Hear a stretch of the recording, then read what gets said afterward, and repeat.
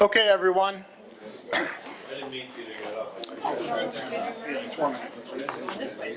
Okay, everyone, welcome to the July MRAC meeting. This is a meeting that we don't have every year, but we actually have a pretty full agenda list today, and I think some topics that the community definitely needs to hear. So I'm glad that we are having the meeting. I'm Mike Frisk, chair of MRAC, and also a professor at Stony Brook University. And just to start out with, we'll go around and do brief introductions, and then I'll go over the agenda. So we'll start with John. Can you introduce yourself?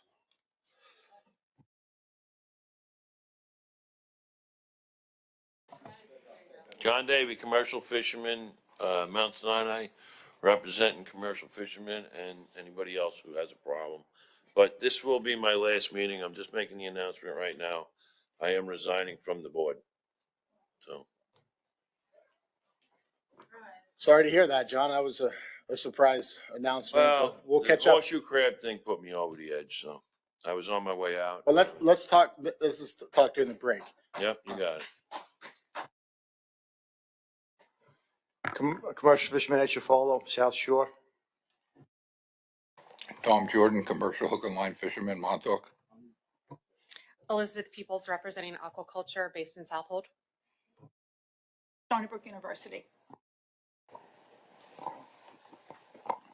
Marty Gary, Division Director for Marine Resources at DEC. Sean Riley, Supervisor Marine Enforcement Unit for DEC. Charles Whittick, recreational fisherman, West Babylon. Mark DeJong, for-hire captain, Port Jefferson. Okay, and we have Melissa Dearborn online. Can you hear us, Melissa? Good catch,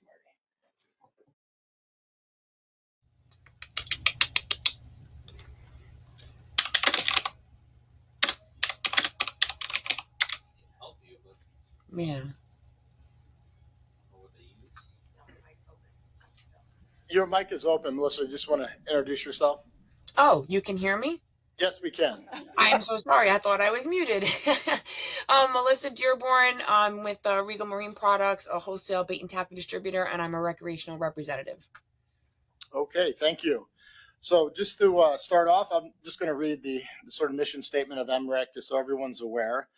Our role here is to monitor and review marine regulations and DEC actions for the care, management, and protection of marine resources by providing advisory input from MRAC counselors who represent the populaces that are most impacted by DEC policies on fish and shellfish resources. So the primary function of MRAC is to provide advice on regulations of marine fisheries, and we are advisory panel only. So today's agenda, we have a lot of items. We'll start by going over the minutes in just a second, and that'll be followed by a law enforcement update, AG and markets update by Josh Perry, shellfish aquaculture update, Mid-Atlantic Council and Atlantic States Marine Fishery Commission updates, meeting updates, striped bass contaminant testing update by the DOH, striped bass tag transferability program update, rulemaking updates, potential new summer flounder commercial authorizations, and under the category of other business, we have the Ocean Action Plan Survey. And then we have further consider commercial striped bass changes. And then briefly we'll go over upcoming meetings. So we do not have an in-person quorum. With Melissa, we do. Did we decide that we're going to count someone online for the quorum? We did? Yeah, okay. I think we did too. I just wanted to double check. So do we have corrections for the minutes? Charlie? Yeah, one minor correction. Unfortunately, I forgot to bring my minutes with me. But there is one note where it said, where I was speaking and I said that, that we weren't seeing bluefish. I used to see them in the shark slicks and they would bother the sharks. No, they bothered the shark fishermen. Oh, They didn't bother the sharks at all. Okay, good catch, Charlie. So do you want to make a motion with those edits? Yeah, motion to accept the minutes with that change. John Davies seconds. All those in favor? Everyone in the room, Melissa? Yep, I'm in favor. Okay, I'll abstain. And so 7 in favor, 1 abstention, and the motion passes. Okay, so Sean, I think you're up for the law enforcement update.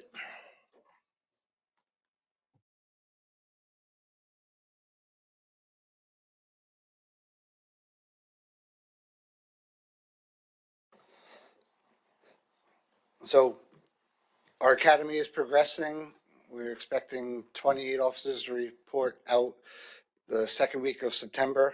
We expect 7 on Long Island, 11 in the city, and 3 in the Marine District of Region 3, and then the rest will be further north upstate.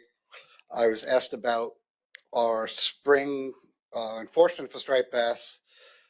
There's reports of a lot more large fish being around than in the past, and it's anecdotal because I don't have the easy ability to compare to past years, but it does appear that this spring we were writing more overslot tickets than for undersized fish. It definitely did seem to be more, oversized tickets issued, but especially along the North Shore. But it's hard with our system right now to compare specific species of tickets, so it's based on what I could find, not the total information available. And that's anyone have any questions?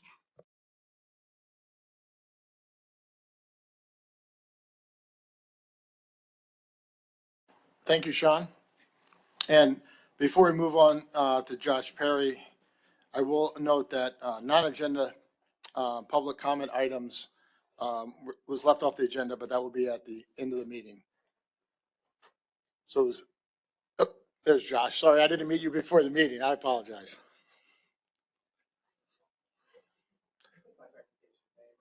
Yeah, So hit the button. right Thank is you, good. John. All right, cool, awesome. So first and foremost, I wanted to thank Marty and DEC for the invitation to be able to speak with you guys today. So for those who don't know me, my name is Josh Perry, and I am the seafood coordinator with the New York State Department of Agriculture and Markets. We can Cool. So a little bit of background about my position and my role within the seafood industry and a little bit about me. So in 2024, the governor put out the Blue Food Transformation Initiative, which was a push and a boost to try to support and bolster New York's blue foods economy. Coming from that Blue Food Transformation Initiative was an interagency group that looked at the different gaps and challenges within New York seafood industry. And from that report came the need for a non-regulatory representative or liaison for the commercial fishing and aquaculture industry. So those of us in the room who I've not yet had a chance to speak with and you want to talk to me as a non-regulatory industry representative, I am more than happy to have a conversation after today's meeting. A little bit about myself. I come from an 18-year career in shellfish aquaculture and when I'm not, at work, I'm also a very avid recreational fisherman. Yeah, next. So from the Blue Food Transformation Initiative came a bunch of different opportunities and initiatives, some funding, as well as some groups that came from it. Starting with the Seafood Cuisine Trail, Ag and Markets gave roughly $25,000 for Cornell Cooperative Extension to try to bolster and support New York seafood economy by providing different opportunities for people to go and try our local seafood. The year before, the South Shore Trail was established that looked at the different, that did a bunch of different restaurants that had all a bunch of different local seafood, and expanding on that, we provided a North Shore Trail, which took a bunch of different restaurants that are proudly serving locally caught, New York seafood, and it gives, the general public a chance to be able to try, and support different restaurants. So there is an app and a website associated with it. For those of you interested, please feel free to visit the Cornell Local Fish website, and it gives you a bunch of different information and access to the app. Next. Following that, the Long Island Aquaculture Infrastructure Grant Program was a program that provided money towards New York's aquaculture industry, specifically New York's oyster industries. The funding was provided within 2 rounds. One was $1.2 million for equipment.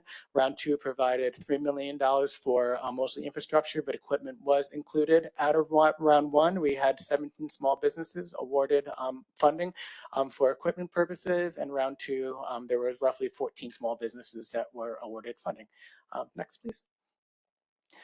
Following that, we have the Long Island Seafood Processing and Feasibility Study.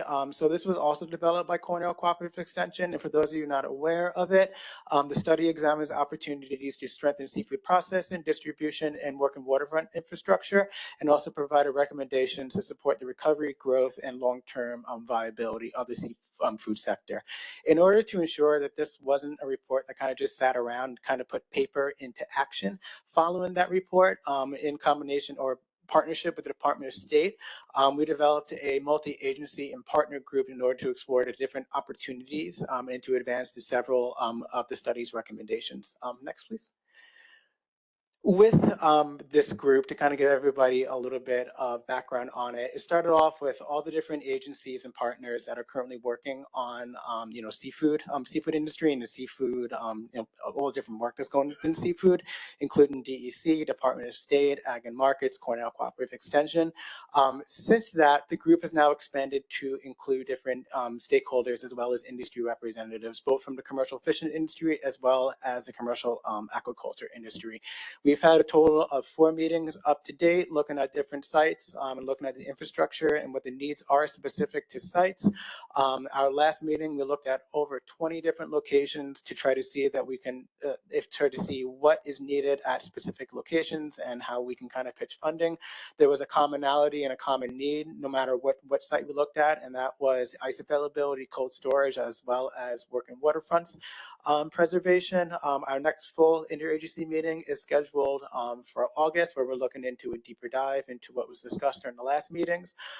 In addition to that, in the background for seafood support, since we were hoping that there was going to be greater funding availability following the Blue Food Transformation Initiative, but our department has also made in contact with the USDA Office of Seafood to try to establish a relationship there, and they've been so far wonderful from the meeting that we had with them. We're looking forward to future collaboration and speaking to them more.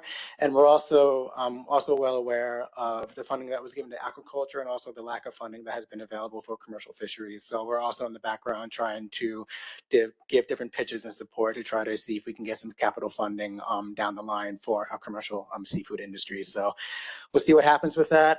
Stay tuned, and if there's any information that comes with that, I will be sure to reach out to everybody. Next, please. So in addition to this, we also developed a wild-caught seafood and aquaculture website that is nestled within the business development page on Ag and Markets. It's designed to be a centralized hub and a partner resource for those of us that are looking for greater support within the seafood industry. We want this to be a living document, so industry agencies, anybody who visits it, if there's anybody that has any recommendations or finds that anybody or anything is missing on that, I highly recommend please reach out to me, and we'd be more than happy to provide updates on the website as applicable. Next, please. And those of us interested in visiting the website, there's a QR code right there. Feel free to scan it. If not, I can also provide the link to you via email. Next, please. And for those of you looking to get in contact with me, feel free to take down my email and my cell phone number. I'm more than happy to chat with anybody at any time. And I thank you so much, everybody, for your time. Thank you. Thank you very much. Does anyone have questions for Josh? John? No, so we're New York State Department of Agriculture and Markets. So a state agency that pretty much had a really big hold on agriculture, and now finally we're starting to get some seafood momentum moving and grooving. So I'm happy, at least with my 18 years in the seafood business and agriculture, that these conversations are happening, and at least it's on kind of seems to be a little bit higher priority now than it has been in years past. The agriculture that you do, the clams you do sell them. I did. So right now I don't do shellfish aquaculture anymore. Yeah, I don't do that anymore. Yeah, so I'm just I'm state representative. Yeah. Yep. So I used to back in the day.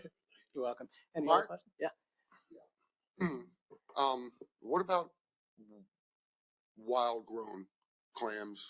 Yeah. So because I actually intended to bring this up as a future agenda item. I know, just wondering about the state of our wild clams, oysters, mussels, what's going on with that stuff. Because I know I put myself through college working deck on a party boat.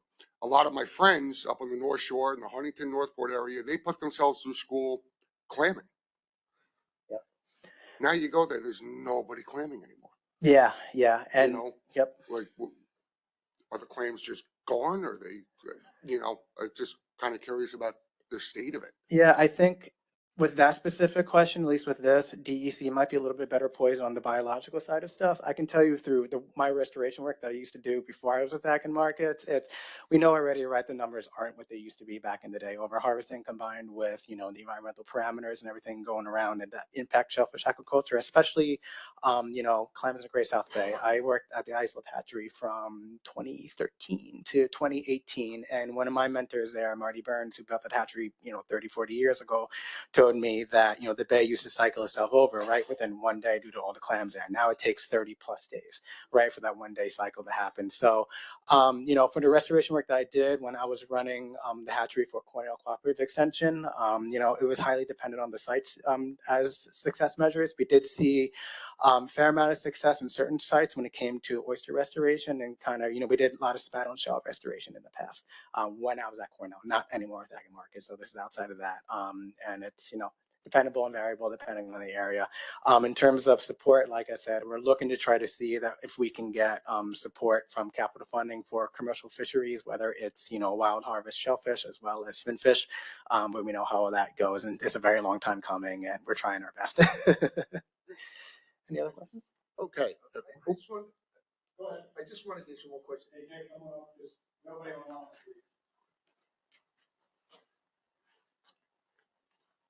I just wanted to ask you, because Fulton Fish Market is one of the biggest seafood markets in the country. And if you're doing Ag and Markets, a lot of the fish that come from Long Island end up going there and then are distributed throughout New York City. And I didn't see any locations there anywhere but on Long Island where you're doing the seafood promotion. I was wondering why there was nothing done more to the West End, New York City area than what you have done there. Good question. Excellent question. So the first part of that, I'm based out of Long Island, but my purview follows New York State. Fulton is already established to be that centralized fish hub where pretty much all the seafood and everything kind of goes. Where our focus is right now in terms of promotion, because Fulton is there already, we're looking at the different kind of lapses within Long Island within that supply chain. So right now we're looking at, with the challenges of commercial fisheries, right? We know a lot of the commercial boats, in order to avoid the fuel tax and in order to avoid also lack of processing and cold storage that Long Island doesn't have, or go into other states. So first and foremost is trying to see if we can bolster and support, our local fisheries in order to establish different infrastructure purposes, so then we can get, our fisheries back within New York. And then from there, try to expand and everything out that way. In terms of going throughout the rest of New York State, depending on the industries that we're dealing with, it sometimes gets difficult. We're a little bit lucky in Long Island due to our proximity, and all of our industries are kind of, well together. That makes communication tough. When you go a little bit further throughout the state, it gets harder and harder to get people together just due to kind of geography, proximity to everything. It's definitely something we are looking to expand on, and we're very hopeful for the future. I've only been in a year within this position, so it's been a lot of playing catch up for my role within aquaculture and kind of going a much bigger kind of zoomed out sort of role. But cool. I think we have one more question from the audience, and then Marty has a question. Please come up to the mic. So basically, your whole game plan is to promote local seafood and promote the blue industry in New York. Yep. What are you doing? Because I saw part of your presentation you had about research and development. Are you doing anything with stocking programs? Are you trying to champion native species like striped bass? Are you challenging the current laws and rules and regulations that might not be so accurate to defend the local fishermen and promote that particular aspect? It seems like everything is slanted, unless I'm misinterpreting this, towards shellfish industry, okay? But I didn't see much on your agenda about finfish. And I'm kind of biased towards the striped bass fishery, but if you're well apprised of it, under certain mandates from the Magnuson Act, stocking programs were supposed to be implemented, as were other issues to be addressed that haven't been: climate amelioration, people that do harm to the environment. What are you doing to do that and help our cause? Yeah, so that's a great question. So right now the funding opportunity, right, that was made available through the Blue Food, Transformation Initiative was towards shellfish aquaculture. There wasn't really a big, huge pot of money, and that pot of money was established before I was even brought on board. So when I was, made on it, it was just kind of like, okay, play big catch up. In terms of going against law, since I'm a non-regulatory representative, it's a little bit difficult for me to go, right? Like I'm an ag and markets rep, right? Like I'd have nothing to do with, stock and population, stock and density and stuff, but where my purview does come in within economic opportunity. So if there is, and right now where kind of the focus is, at least with this year, trying to get stuff done, is looking at different infrastructure that can be, supported to give, commercial fisheries at least just the bare basics that they need in order to support and in order to be supported as well as expanded. I hear in the striped bass, I'm a big avid recreational fisherman. I love my striped bass, Right. But also understanding that there is a very, very tricky kind of road to navigate, right, between policy and public access and economics and everything like that. So trying to navigate it carefully, I guess in the best way possible. Well, does any part of your budget give funds towards that? Right now, like I said, right now there isn't really much funding that is available for the seafood sector currently. It was our hope that following the Blue Food Transformation Initiative that there would have been a little bit more push for that. We're trying to get it. It's just kind of hard. It's really, really difficult. Well, the reason I wanted you to spin off on that is because, okay, my degree is in agriculture, okay, and I am an environmentalist, all right? I've done tons of research with Cornell and Rutgers. Seldom is there one specific reason for a decline in any such species. And yet, the onus is put on the harvesters, the fishermen, to reduce their quotas. And yet, the powers that be are not holding accountable the other people and making them perhaps fund your game plan. So I think everyone here has to be cognizant of that. It's always put on the back of the fishermen. That's a very easy scapegoat because we don't have the funds, the lobby, the clout, the greasy wheel gets the most grease. Well, we don't have that. We have small voices. Look at what we have here today. We don't even have legislators here with any interest. We have a board of suits, okay? I'm in this industry 50 plus years. Okay, and I think I'm not sure this is really a question for Josh. This is a more broader fisheries I think it is management question. He says he's promoting local seafood, Right. Okay, so I wouldn't deflect it in that respect. And he said that there was specific funds being allocated and they're trying to raise money. So I think the people that are doing injury to our industry should be held accountable from you also, not just put the onus on me. I mean, Okay. that's just food for thought, and I think it's a common sense way of looking at things. And I think everybody here would be in agreement to that. All right. Because So there's never one specific solution to any problem. yes. Can you check and see if we have anyone online to this? Someone online that wants to ask a question. Okay, so you want them to go first? Okay. Yeah, well, let's see if we can get the person online. His name's Terry. Terry, online, did you have a question? I do, yes. Question for Josh. I got a call from the Boys and Girls Club, and they wanted to do something with kelp. Do you guys have any kind of tutorial programs or mentorship or anything like that?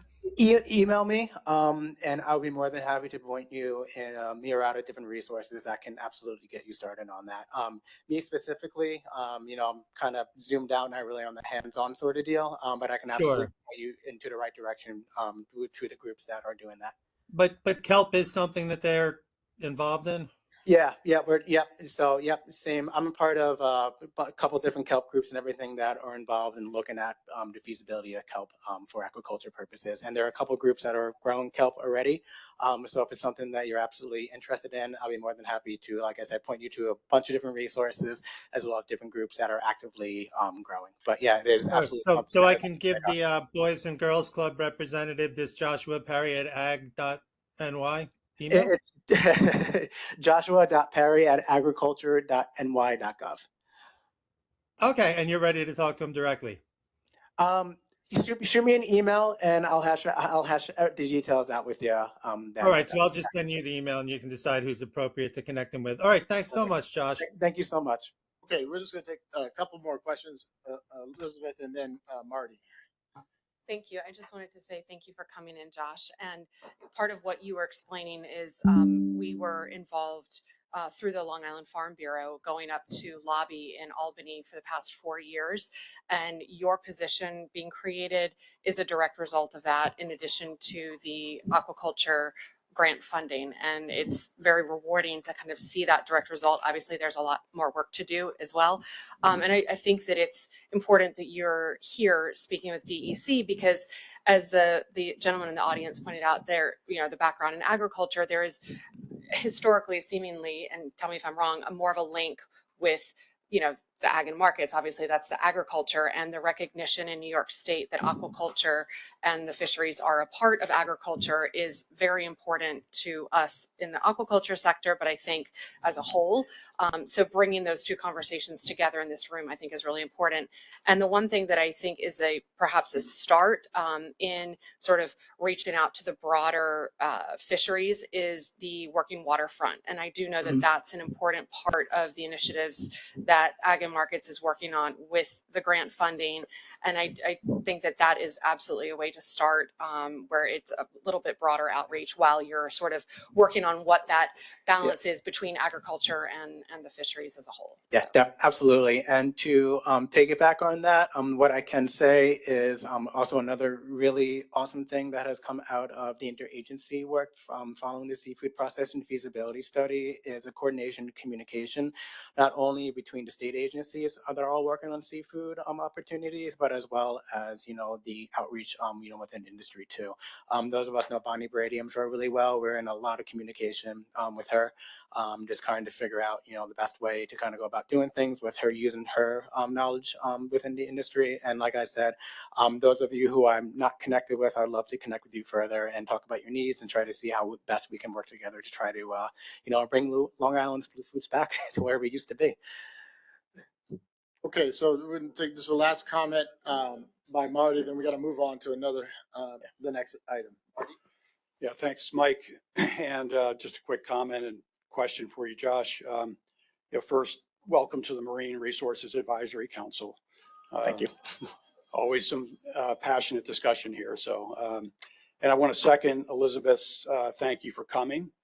I will just tell you, in the short time that I've been here, coming up on 3 years, when I first got here, I was trying to understand where the nexus was between agriculture and marine resources, DEC.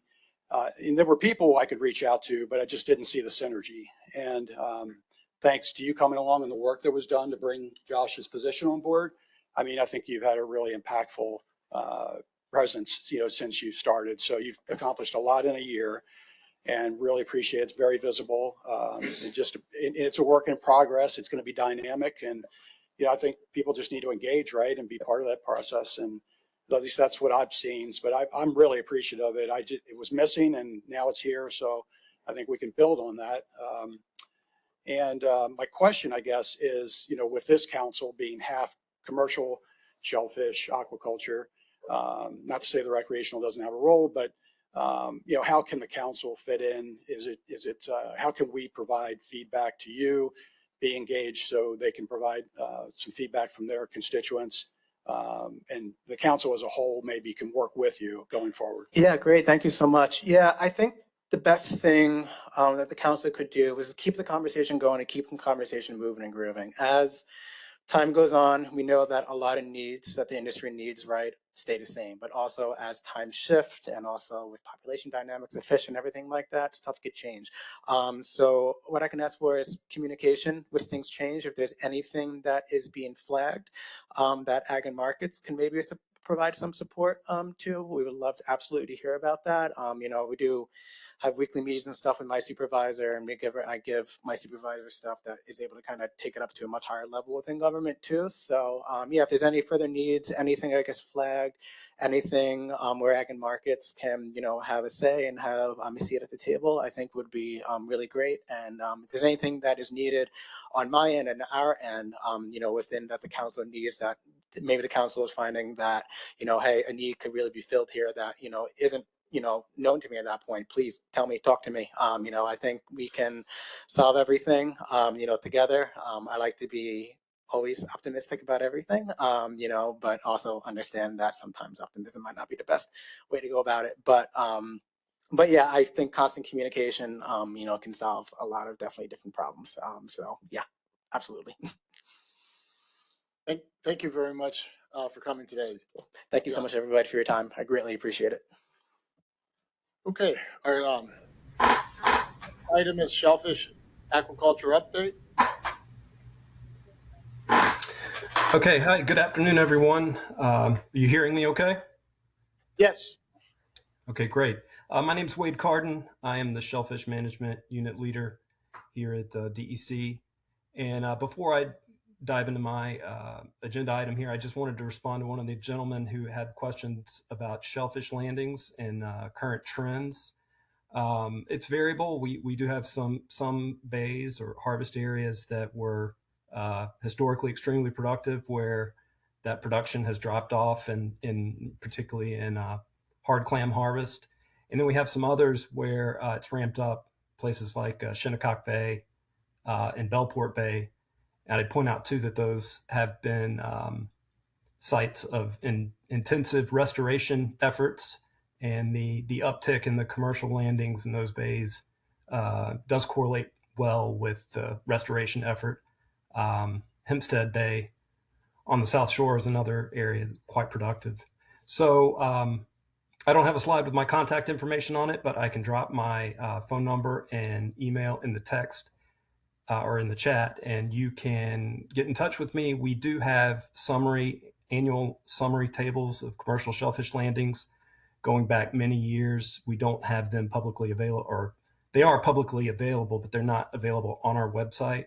But I can share those directly with you by email if you reach out. All right, next slide, please. Okay, so just here to give an update on NOAA Fishery Disaster Declaration determination for primarily the oyster aquaculture industry. I think everyone's well aware we had quite a severe winter this year, winter unlike seen in many years, decade or more, particularly late January through February 2026. We had this ice event in the bays. aquaculture industry, oyster farms were severely impacted by this. Some industry reps reached out to growers, and there were reported estimates of a 33% loss of oyster stocks and $2.4 million in damaged and lost gear.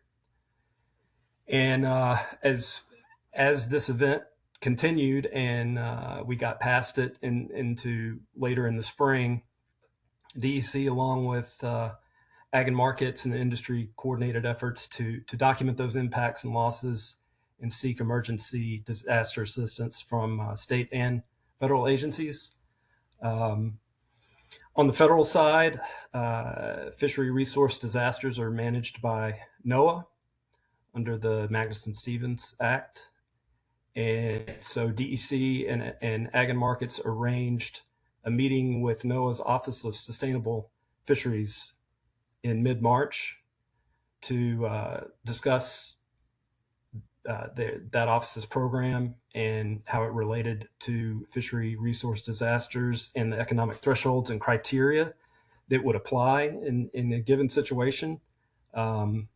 Weather events are certainly, appropriate disasters to consider for these declarations. But a key factor for NOAA to evaluate any request for a determination is that the economic loss of at least 35% of dockside value of landings for the 12-month period or a 12-month period that would include the disaster event, how that compares to the average value during the preceding 5-year period for that fishery and industry. Next slide, please.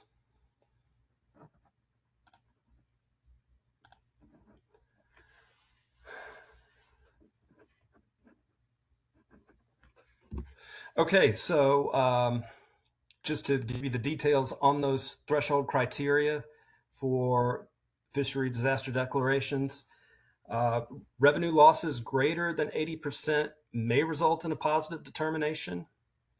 Losses between 35% and 80% will be evaluated to determine whether economic impacts are severe enough for a fishery resource disaster declaration. And revenue losses of less than 35% will not be eligible for a determination.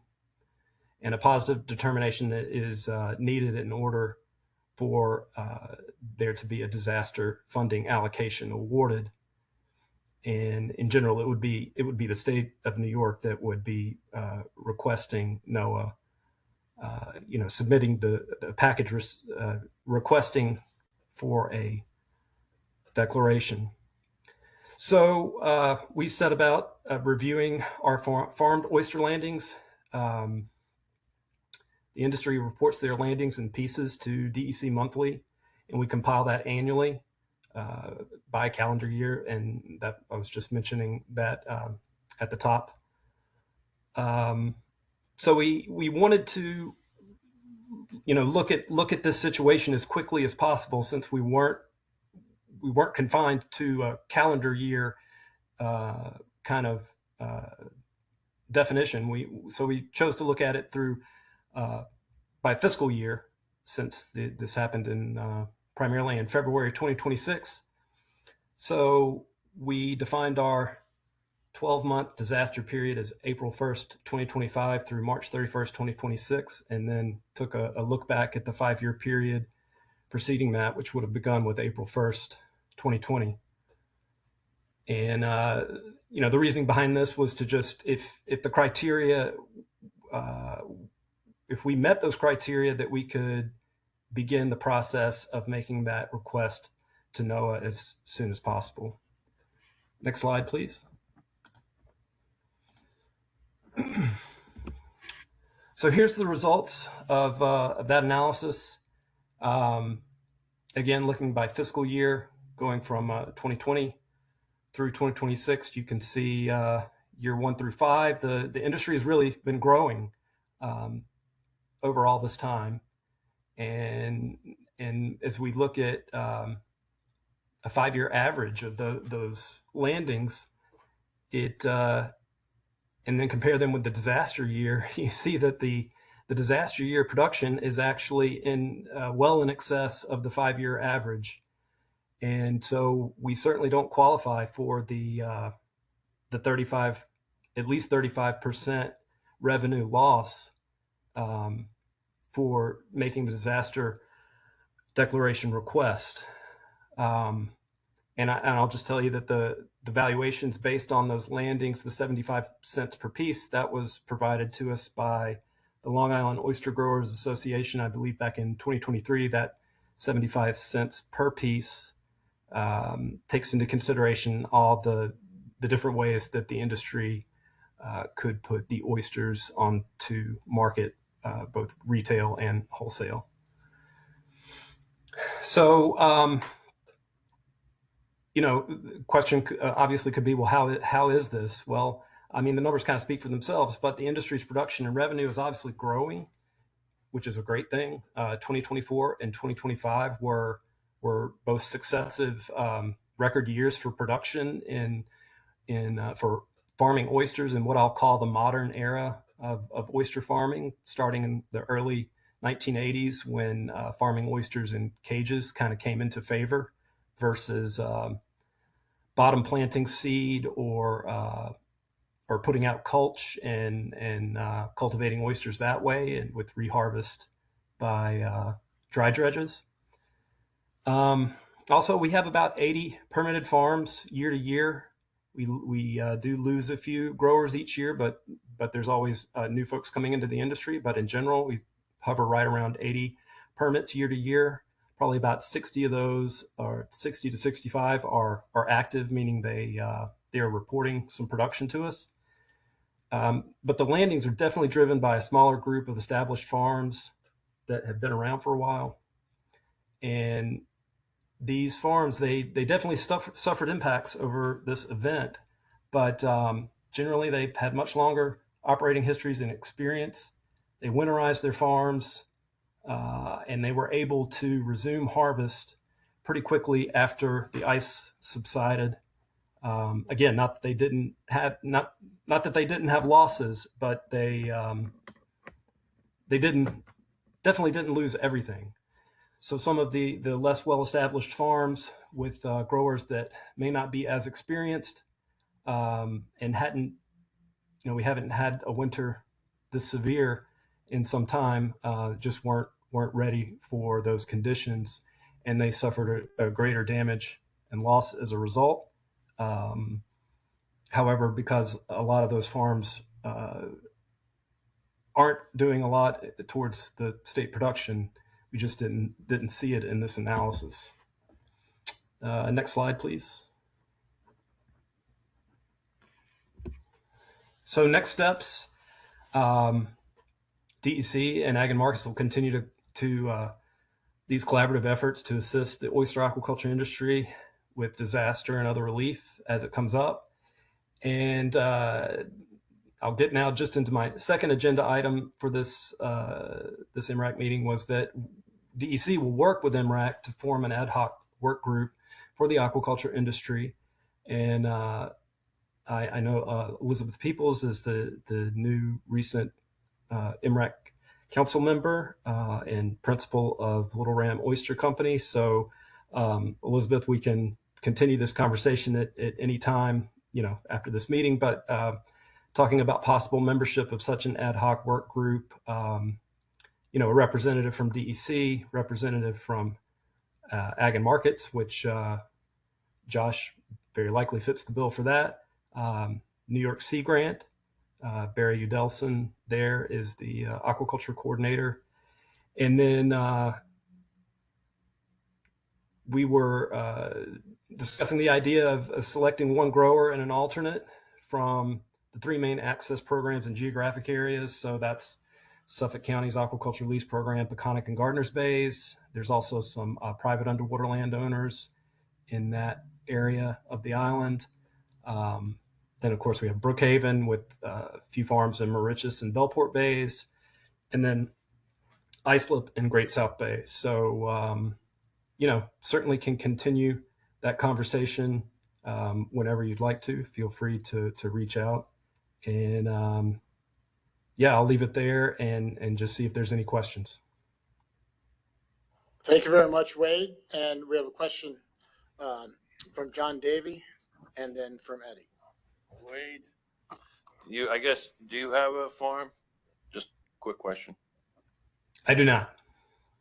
Okay, Wade, I mean, it sounds to me like you guys are looking to, do you want our recommendation from MRAC for this, or you looking for, like what, MRAC, from what I'm looking at, what you're showing me, wasn't much of a disaster, really. I know you're saying it's 33% down, but your harvest looks like it's right average with everybody else, with all the other years. Am I reading that wrong? Well, so I would look at this as sort of like two different items. This was reporting out on DEC evaluating whether this event would rise to meet the criteria for this the disaster declaration determination. This is just reporting out that we don't see that it does. And secondly, just now that there is membership on MRAC representing the aquaculture industry to suggest this ad hoc work group that may have membership made up, as I described, to discuss issues that may come up within the industry that could be handled in this work group, and that, of course, could also be discussed at future MRAC meetings.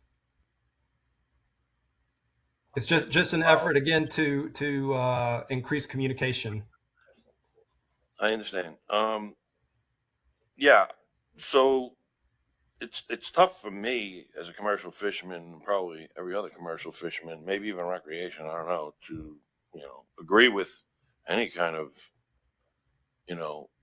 assistance when the industry itself, I understand you might have had a couple of farms or whatever that suffered through the cold, but we live in New York and it gets cold here in the winter. And we had an extremely cold winter, but probably goes back to the normal winters, what we had back in the 70s. So agriculture, I understand, but to try and ask for money for something that's not showing a real disaster amongst the whole industry is probably going to be hard for you to do unless people aren't paying attention and they're just going to write checks. So I wouldn't recommend it, but that's just me. Sorry about that. Yeah, no, I'm sorry if I was didn't do a good job of articulating it, but basically we're just reporting out that we looked at the data, reorganized our landings data in such a way that we could see if we met the NOAA criteria, and we clearly don't meet it. So we would not, we could continue the discussion, but it doesn't look like we would need to advance this any further. Thank you. Okay, we have a couple more questions. Just those of the audience, if you're going to have a conversation, just have it out there because it gets picked up in the mics for the folks online. It gets picked up in the mics online. So, Eddie, and I think Elizabeth. Okay. Hey, Wade. We got these closures from Mauritius and Bellport and Port Jeff and all these other things just came out with shellfishing. The closure in Mauritius is 1,600 feet off the beach. That goes from Terrell's River all the way around to almost the Coast Guard station. That's pretty decent water in there. Always has been, always will be. I don't understand why it's closed. And if it is going to be a seasonal area, there's an oyster farm in that area that you guys closed off. I know exactly whose oyster farm it is. And they're in that area now because you guys decided to make that a seasonal closure. I don't know, you didn't check it with the town before you decided to close this off or what the story is, but now you have an oyster farm in the middle of a closed area. And like I said, yes, I am aware of that closure. I have been in touch with the oyster farm. So one of the units in shell fisheries there, or here at DMR, is shellfish harvest area classification, and they are constantly sampling stations around the island to classify the areas. And there's upgrades and downgrades, and obviously in this situation it was a downgrade. That they had a station in the certified area that they were monitoring that was no longer, or it could have been multiple stations, you can obviously reach out directly to the classification unit on more details about this particular downgrade. But those certified stations were no longer making it year round, so that was the reasoning for expanding the seasonal closure. As far as the oyster farm being sited there, where and now impacted by closure, that is where the town of Brookhaven sited the farm. Gave them a bay bottom lease, and we treat the line as the line. Me personally, I wouldn't want to site a farm anywhere close to any closure lines, because I know that the closures aren't static and they can change. And if you do have a downgrade like we did in this situation, it impacts the operation. So I'd like to also, what actually makes that area closed there? Because that tide runs there fairly hard, and you're right at the inlet right there. That's what I want. I don't quite understand why this is all closed there. I don't quite. What chemicals are there? What actually is making this closed? It's fecal coliform bacteria. So that's the standard for classification of areas in every state, for having areas open, as they meet the bacteriological standards. And they were sampling those stations, and for I believe that closure going into effect, it was May 1st now through I believe it was November 30th. Their analysis of the data showed that during that period of time, the bacteriological standards from those stations don't meet certified criteria to be open year round any longer. It's only a few months now out of the year that they meet the criteria to be certified and open year round. Okay. Elizabeth? Thank you, Wade, for that update. I have a couple of questions for you. The definition that you are working off of that triggers the disaster relief potential with NOAA, is there anything further in there that has any relationship to the fact that this is a growing industry, and how, any other benchmark to work with there? Because obviously the numbers are great, and if we weren't talking about coming off of this hard winter and disaster relief, that is incredible, and I think it is anyway. However, it's almost incorrect data just because it applies to numbers of a growing industry. So we just followed to a T the criteria that NOAA had, and that was they didn't discuss any other correction factors or anything that would be applied in it. Obviously, one of the aspects of loss here is gear, and so this didn't look at all at gear, any kind of gear loss or damage. I mean, it's purely related to the the commodity itself, the oysters, as it would be for whatever finfish species in other declarations, or for instance, like we did have a positive declaration for the bay scallop fishery in Peconic Bays back in 2019, because that was like a 99% loss as seen in revenue. So, I mean, we could, it wouldn't be that much of a lift to continue to look at, to change the parameters of the 12-month period in which the disaster occurred.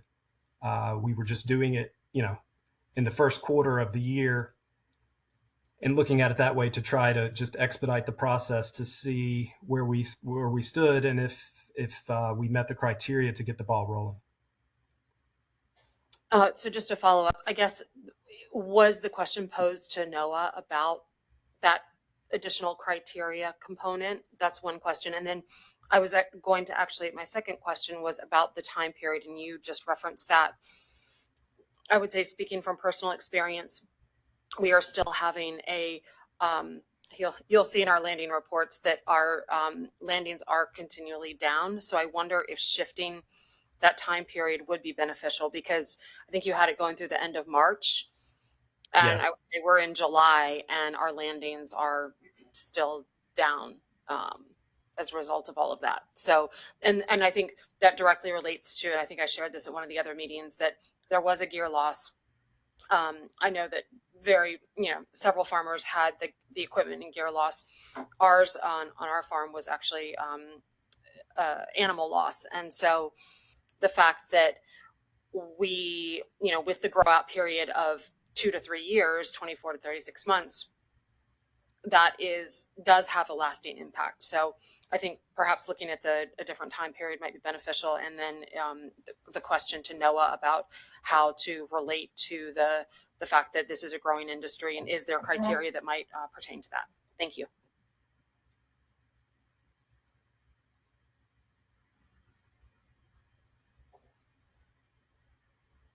Wade, we can't hear you. Oh, sure. I mean, We can any now. further questions? Yeah. Did you not hear the question? Yes, I heard Elizabeth's questions and comments. Yes. Yeah. Did you have any follow-up? Yeah, we could certainly do that. I could follow up with the NOAA office and ask that question if any other factors are taken into consideration through that assessment of the data. And also the time period as well, please. Yes, that's open. It's any 12-month time period in which the disaster occurred. Again, we were just trying to expedite this as quickly as possible. Okay, so Marty just has a follow-up. Yeah, thanks, Wade, for the presentation and all the questions, and Elizabeth. So to your point, nothing's been submitted, no time, no clock has been triggered, obviously, because we couldn't meet the threshold. So, and I want to confirm, with Wade, but he's already said it's no issue to go ahead and look at different time frames. So that's not an issue. And I just want to comment, we've had discussions among our staff that it's very clear this is not a uniform impact. There are growers that definitely felt this in an immense way. I mean, it hugely impactful, and others, I don't want to say it's negligible, but for whatever reason, they took certain, as Wade noted, took certain measures, and they felt it was less of an impact. It's probably fair to say everybody felt it, but it was very unequal, right? And I think that's what we're dealing with. And I think that's what one of your inquiries is. Is there any room to consider that variation in impact to the different growers? So that should be simple enough to answer. But I think the other thing that's going through my mind is that we, DMR, DEC, need to talk to our leadership, Commissioner Lefton, who, along with Commissioner Ball, Josh, down at Ag and Markets, and I know Paolo has been kind of lead for you all in that. And we have had routine meetings with Ag and Markets. We have monthly check-ins, and we have another one scheduled. So I think we need to telegraph this up to our leadership in Ag and Markets and DEC to make sure they understand this impact has been uneven in the industry. And I'm not sure, if NOAA can't provide anything, then perhaps this is something that could be prioritized working with the governor's office. I don't know. We need to explore that, because that was apparent to us as well coming out of this. So this is our first blush crack at it. Sounds like it's a very reasonable inquiry. Let's try to look at a couple other time frames and go from there. Okay, I think we have a comment from online from Bonnie Brady. Can you hear me? Can you guys hear me? Very, very quiet. I can hear sound you. very what?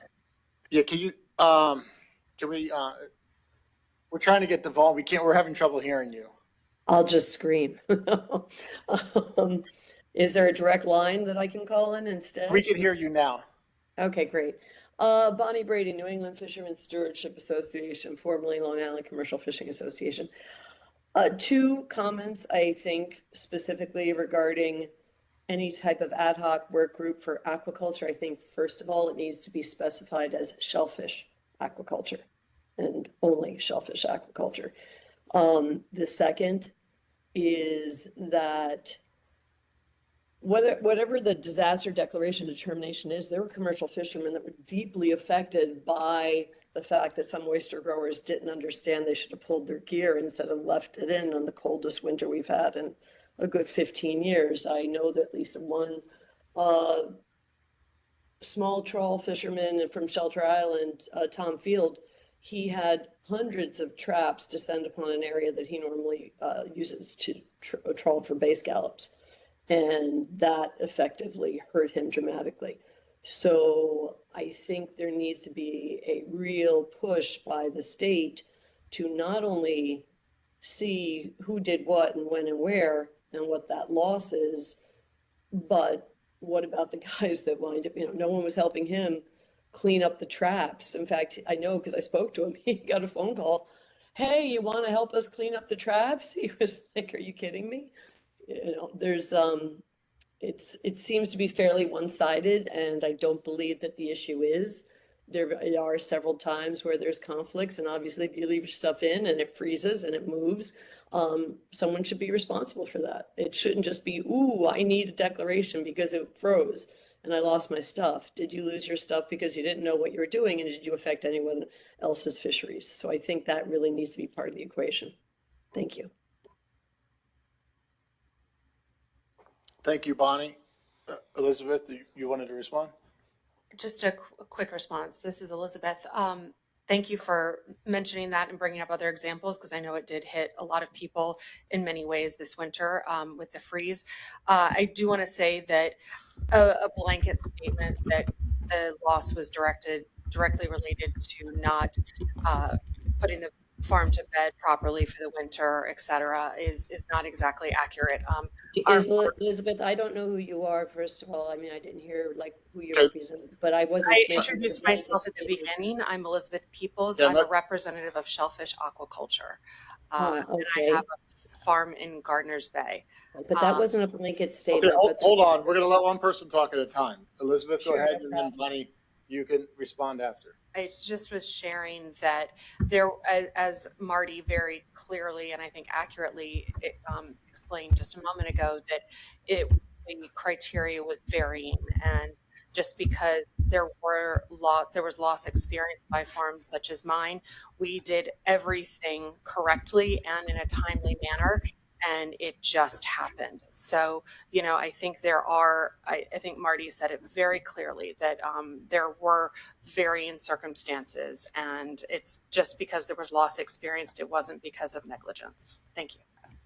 Well, and Elizabeth, I'm terribly sorry that you lost your stuff, but I wasn't making it a blanket statement. But what I was saying is there were some issues where it was clearly inexperience, and obviously all of it has to be evaluated. Not everyone would have done that, but I did not make a blanket statement. I'm sorry you interpreted it as that. That was not my intent. Thank you. Thank you for clarifying. I appreciate that. Okay. Any other comments online? Okay, thank you, everyone online and in the audience and here that commented on that. Are you moving to the next? Yeah. Sorry, Marty has a comment.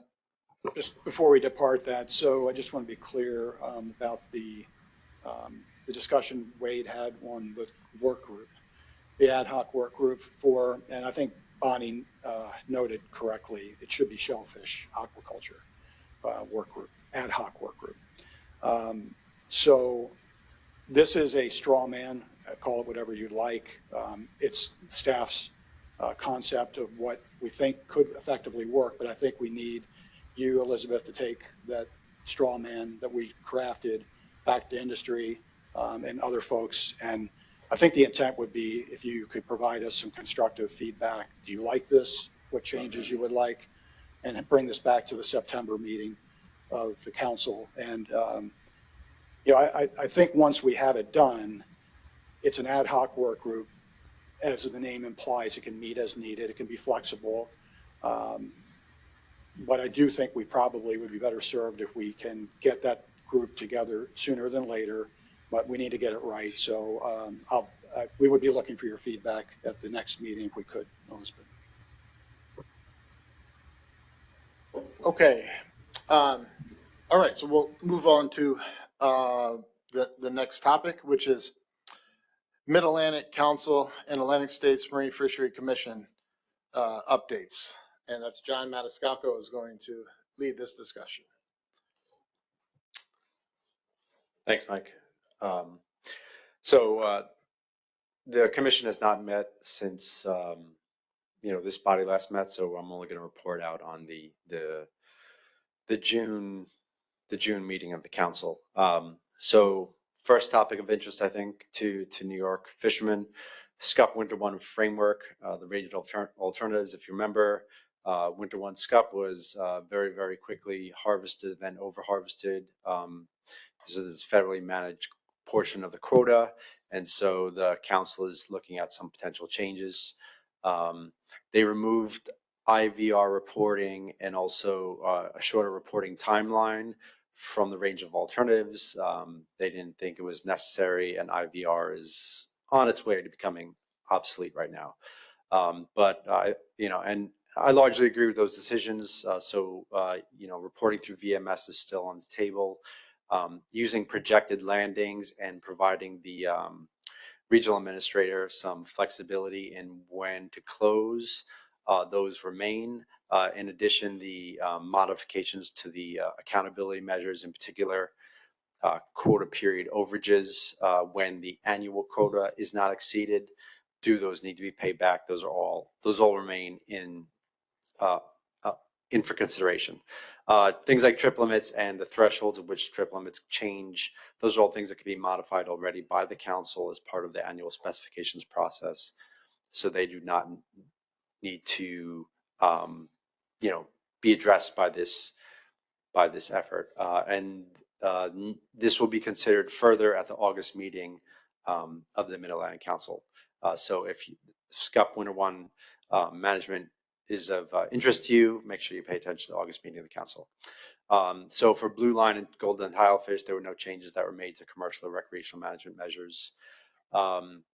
Vessel baseline evaluation. So this is a joint effort between the Mid and New England Council, and this is revolving around those limitations on increasing vessel length or vessel horsepower.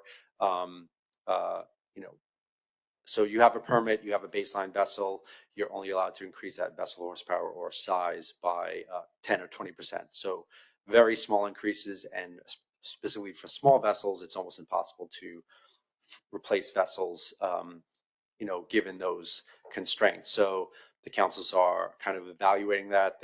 They got a whole bunch of public comment, and evaluation of the public comment will be completed and probably provided to the councils again during the October meeting. And so again, if potentially changing those vessel baselines and the ability to increase length or horsepower is of interest to you, you should be paying attention to this council action. And finally, squid aren't wildlife. So squid have been classified by wildlife, and so they've been subject to, U.S. Fish and Wildlife Service permitting and other things. And this has been a large negative for the squid industry. So they were recently classified as shellfish. So they now kind of fall, and it's a fisheries product, they now fall under NOAA. And so some of those import-export problems are going to go away. And this is a big win for the squid industry, and certainly New York State does participate. That's all I have on the Mid-Atlantic Council. Okay, questions for John? Okay, Bonnie has a question for you, John. John, I'm curious because the August meeting requires the ASMFC also working on the specs. Can additional items be added into the framework by the Mid-Atlantic Council and then must be approved also by the ASMFC? Can that be done during that process? Because when the council initially met, they chose not to do anything regarding any types of triggers. And so I wasn't sure whether or not that's still a possibility during the spec package in August. So Bonnie, yes, the commission is going to be part of this, but really the only aspect of winter one management in the commission's FMP is those accountability measures and, requiring or not requiring paybacks for a period overage that doesn't Right. result in annual. Right, because it was 1.8 million pounds, and the concern at the council meeting was that an accountability measure would not be included. I mean, we know that winter two is going to be whacked now. I think that's a 12,000 pound limit. But also next year's winter one could be affected as a result. And I know those at the council representing several of the processors were concerned about that versus independent operators that wanted to make sure that there could be a step down of quota pounds, meaning by catch, if a certain threshold was raised to make sure that the quota lasted for the entire winter one period. Can only that be addressed at the August council portion of the meeting, should someone want to make a motion? And then the ASMFC only has to work on from what you're saying, whether or not they choose to do an accountability measure or a payback for next year? Yeah, so the commission's only involved in the payback question. Regarding thresholds and triggers, those are set in specifications, so that's part of the annual process. So I believe the threshold in Who's the main decision maker for the trigger for the? Let's let John finish what he was saying. I know it's a little hard on the phone, but he was in the middle of finishing. So go ahead, John. So the trigger in 2026, I believe, was 80% of the quota being met, and it dropped down to 1,000 pounds. Right. 80% was gone through so fast that no one never even had a chance to implement a drop down. That is a specification. So that means that when the council meets in October, December, that threshold can be changed, and then that drop down to 1,000 pounds can be changed. And I also believe that the 50,000 pound trip limit can also be changed, but that's Isn't I that don't know part that of for the certain. specs package? I'm sorry, but isn't that part of the specs package? That's what. Well, Which I that's thought. right. So if it's specs package, then Right. it's something to be decided during the October and December meetings. It's not actually part of the framework. The framework is essentially going Specifically to change for. federal regulations. Right, to allow for projections, but nothing regarding a step down. So, because the 80% trigger was blown through by March, and by first week in April, they were at 121% of the quota. So anything involving the possibility of the council allowing for a step down as some sort of fail-safe, should the same process look to be able to extend the season throughout the season, would that be October or would that be specs in August? It's specs. In I August, don't know. okay. So it's part of the specification setting. Okay. I'll talk to you more about this later. Thank you very much. Yep. Okay, do we have additional questions for John? Okay, and I think you said that there's nothing on the commission now? Correct. Okay, yeah. Thank you, John. Okay, so next we have straight bass contaminant testing update by DOH, and I believe, yes. Can you just let us know who you are when you start presenting? And welcome to MRAC. Sorry I didn't get to meet you before the meeting. That's quite all right. My name is Audrey Van Genekten. I'm from the New York State Department of Health. I'm in the outreach and education section. I do a lot of fish advisory outreach. I'm here on behalf essentially of our TOX folks who have recently completed their analysis of all the striped bass contaminant data that was transmitted to them around December, I believe, maybe a little bit later. So out of that testing, there was 3 main groups of chemicals that were reviewed, PCBs, mercury, and the PFAS compounds. As some of you know, DOH over the past 5 or 6 years has also been in the process of updating our health protective guidelines. So within that time frame, new guidelines were updated for all 3 of those chemicals, PCBs, mercury, and PFAS. So what that means for anglers in general is that the guidelines have been lowered. So that was something that we were very much considering as we went into this process, because we know there is a huge commercial stake and economic impact for striped bass, especially in Long Island. So I'm happy to report that there is the advisories are essentially remaining the same. So 4 meals a month is the recommendation for recreational anglers for the general population, and 1 meal a month for the sensitive population. That's anybody who can get pregnant and children under 15. So what that means essentially is that even with our lowered guidelines, and some of them are pretty significantly lowered. For example, PCBs were really halved when we updated those guidelines in 2020. So that means that in general, all of our levels are coming down as the health knowledge, continues to be published and more health effects are understood from these chemicals. The health department's role is to make sure that we're using the best available science to be protective. What that means for you guys is that essentially we do not object to any of the Long Island zones being opened, which is really great news. So yeah, it's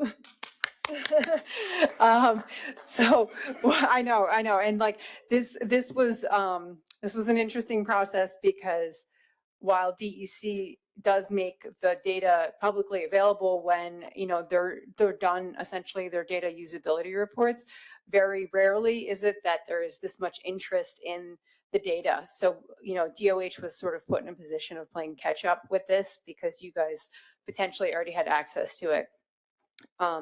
So the next step for DOH and DEC to work through is essentially DOH is going to prepare a memo that says that we do not object to the reopening of these areas, and then that will go to DEC to begin sort of the rulemaking process. And John and Marty can speak more to that.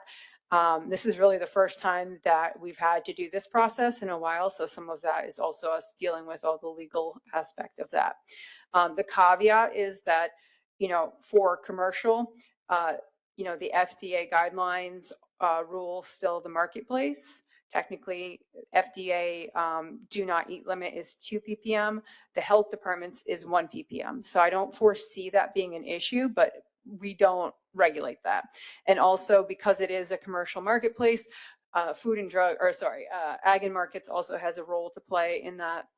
And so all 3 agencies will have to work together. We are, like I said, we're in the process of drafting that memo. I think that we have to brief our commissioner. So we're trying to better understand what the timeline is, but we know it's, we're trying to expedite the process, because we know that there is a timing issue at hand, and that we want to be cognizant of, you guys being able to go out. The third thing, just so that you guys have an update, part of this study was also phase 2, which was the New York Harbor data. While that data has been uploaded to the database, technically the data usability report has not been completed. So while DOH can sort of like take an eyeball at it, typically we will not begin our review process until DEC has had a chance to really make sure that those lab usability reports, check all the QA/QC boxes. I would assume that will probably happen in the next couple months, with a release of sort of that analysis and evaluation happening probably with our 2027 release in the spring. So later winter, early spring. There's one other thing I was going to say. It's gone now. Does anyone have any questions? Thank you for that. And it's been a lot of science, a lot of work by a lot of organizations. So yes. Glad to see things moving forward. John, Davey? Yeah. thanks for the information. That's great news. I want to thank Marty and his team there for putting pressure on you guys to get this done. So I know you guys worked hard to get this. Now maybe you could open up some new areas. That'd be great. Thank you. Are you gonna withdraw your resignation? So, sorry, guys. Do we have other questions? Yeah, Marty? Yeah, just a quick comment. I think DOH has been fantastic through this process. This data was collected, I think, John, 2022. Is that right? So I arrived in August of 23, and I appreciate the kind words, but I walked in and, after this data had been collected, and all of a sudden everybody's like, when is it going to be done, right? And it is really hard, just as an outside observer watching this whole process, talking to the fishermen, a couple of which are here in the audience and others at the council that have a strong interest in this. I mean, the amount of passion, the amount of the time they've been waiting for this to come to fruition, listening to one conversation after another, myself, John, many of his staff, we all felt the pain, right? And nobody really knew what the outcome was going to be. But when the raw data looked, we are not what you all are at DOH. You have the subject matter expertise, but we could kind of see that was promising. And so we're appreciative of DOH and everybody, all your colleagues, that the good work they did, and expedient work, I will say. I think a lot of people, after decades of watching this, were like, how much longer do we have to go? But I will say, there's been no trepidation. People are doing their due diligence, working hard. I'm just very complimentary of everybody. I don't think a lot of the fishermen, unfortunately, see what's happening behind the scenes. We all care as much as they do, but the work's got to be done right. And I think everybody at DOH did a fantastic job, and appreciate that help and that quick turnaround once we did hand off that data. Thank you. So I just want to be thankful to everyone involved, and John and his staff and our folks over in Fish and Wildlife. So I don't know, I can't recall, John, but I think a lot of this was Hale or the Hale Lab. Yeah, so this was really a lot of people had their hands on this. At the end of the day, we want to be protective of human health, right? And I feel like this is a good story. And the best story is these contaminants, legacy contaminants, are now diminishing, in the environment and their bioaccumulation in these animals. And that's a win for everybody. So we should be celebrating this. And I know it's not perfect. People, they can't turn this key fast enough, but I think everybody is trying their best. So thanks, I appreciate it. Yeah.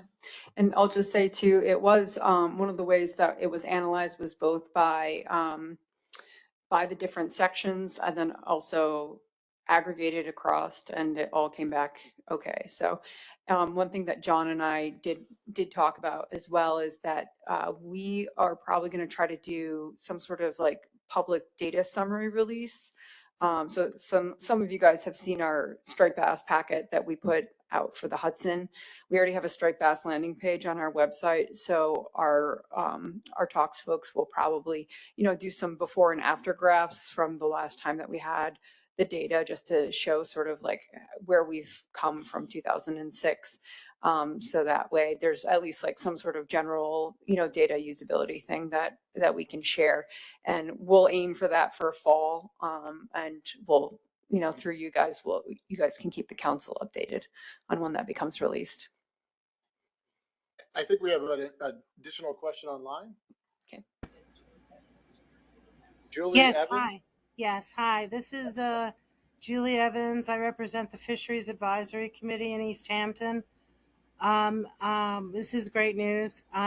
Since I haven't been following this, busy with other things, could you elaborate a little bit about where commercial fishing will be taking place now that we have this great new news about PCBs that we've all been following, especially the people that were part of the lawsuit when we sued GE over contamination of PCBs in the Hudson?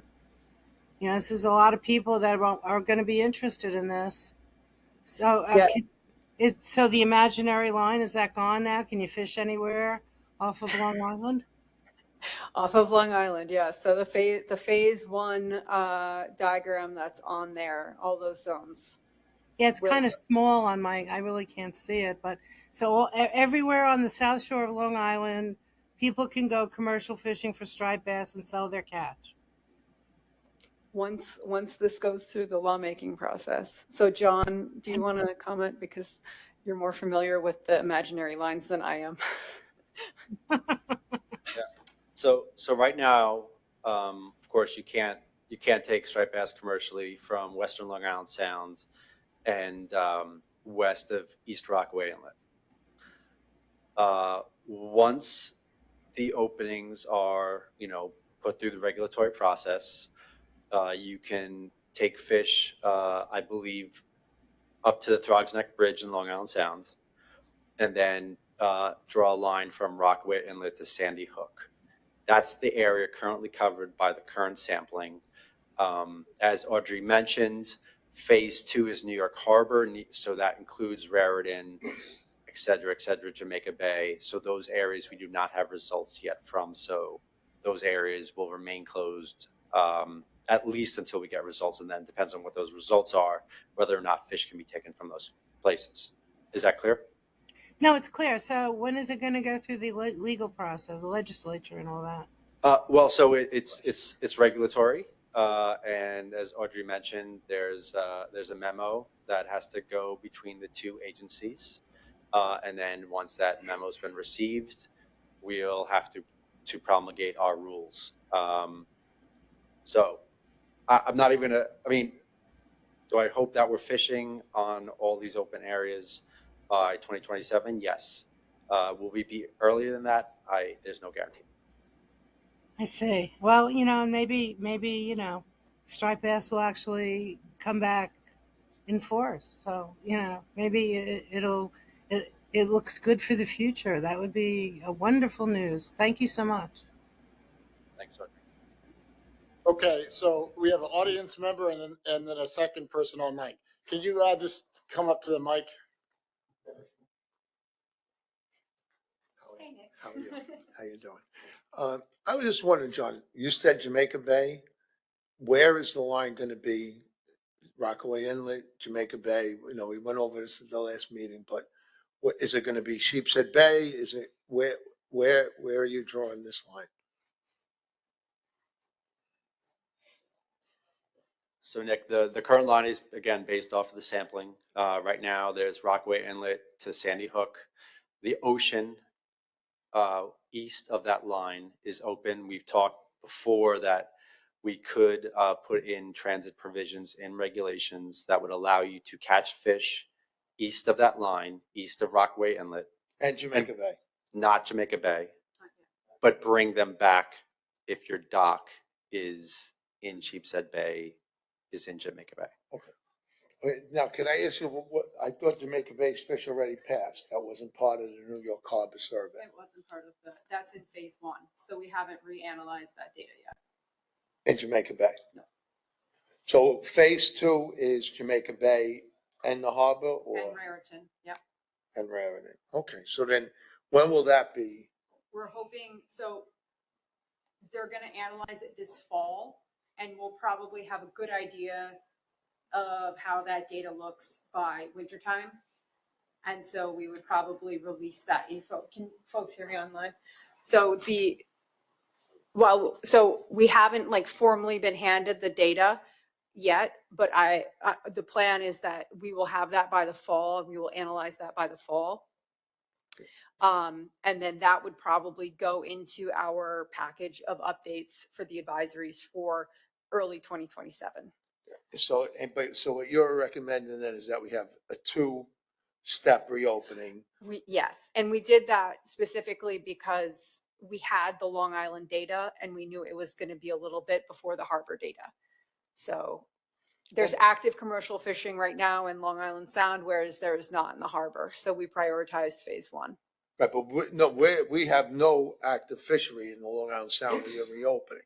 So that's why, it's imperative that it would have been done a little bit more expediently. And then the other question I have is, do you have any test results on fish from when the DEC decided in the past to close this area, that would indicate it was over the 2 parts per million or not, because, you know, if for the last 20 years, the fish on the Long Island Sound from the Throgs Neck Bridge east were clean and we were closed erroneously, okay, why should we be punished for another year when we should have been open for 20 years? And, you know, all the stuff that I read that you sent me indicates that the Long Island Sound never had this problem, and that the DEC might have overstepped their boundaries in closing from the Throgs Neck Bridge out. So, you know, I just want to know if you have that data, because everything that you sent me says that you know, that you said that there might be a second contaminant level in the New York Harbor that we don't even know. It's a different PCB than the Hudson River. So, you know, all those things, which are very interesting, but you say that you don't see that in the Long Island Sound at all. So why was the Long Island Sound closed 20 years ago? Let's let her answer the questions. Okay. Well, we got more Yeah, so questions from other people. From what I understand, the big round of data that we had was a tri-state sampling that happened in 2006. And I think the levels were still high enough that it was a concern. Now, that's DEC data. You know, you get through central office, you can request that data. I wasn't around at that time, so So that would all be on them. Well, I mean, it's their data with also the health advice, right? Right. And it would be at 2 parts per million because it's under FBI guidelines. It can't be the 1 part per million. Okay. Just follow up with some of these details maybe after the meeting. We have additional questions. Yeah, Greg. Greg online?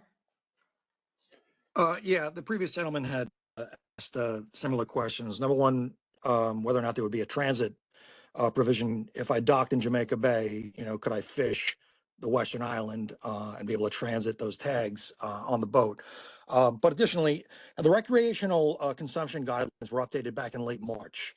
And Jamaica Bay and New York Harbor were included, same category as the Atlantic Ocean in terms of consumption. So what is the additional data that needs to be compiled in order to make the phase 2 recommendation?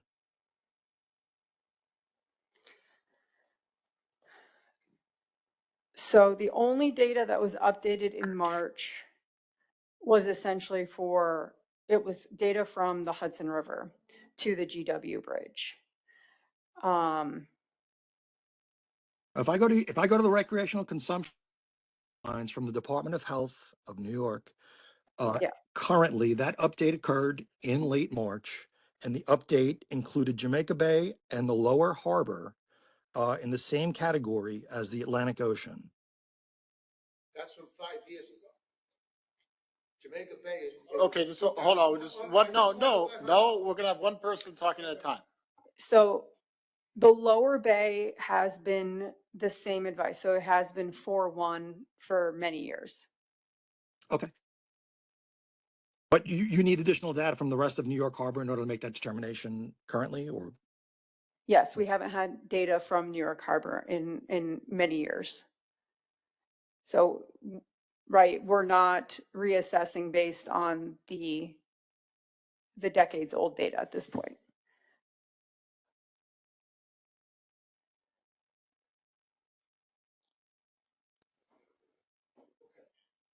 Thank you very much for your presentation, and hopefully some good changes coming. Thank you very much.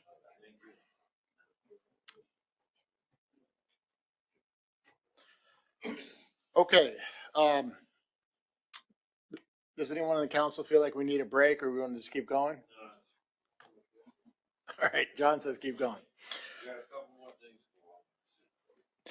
Okay, so the next item is striped bass tag transferability program update.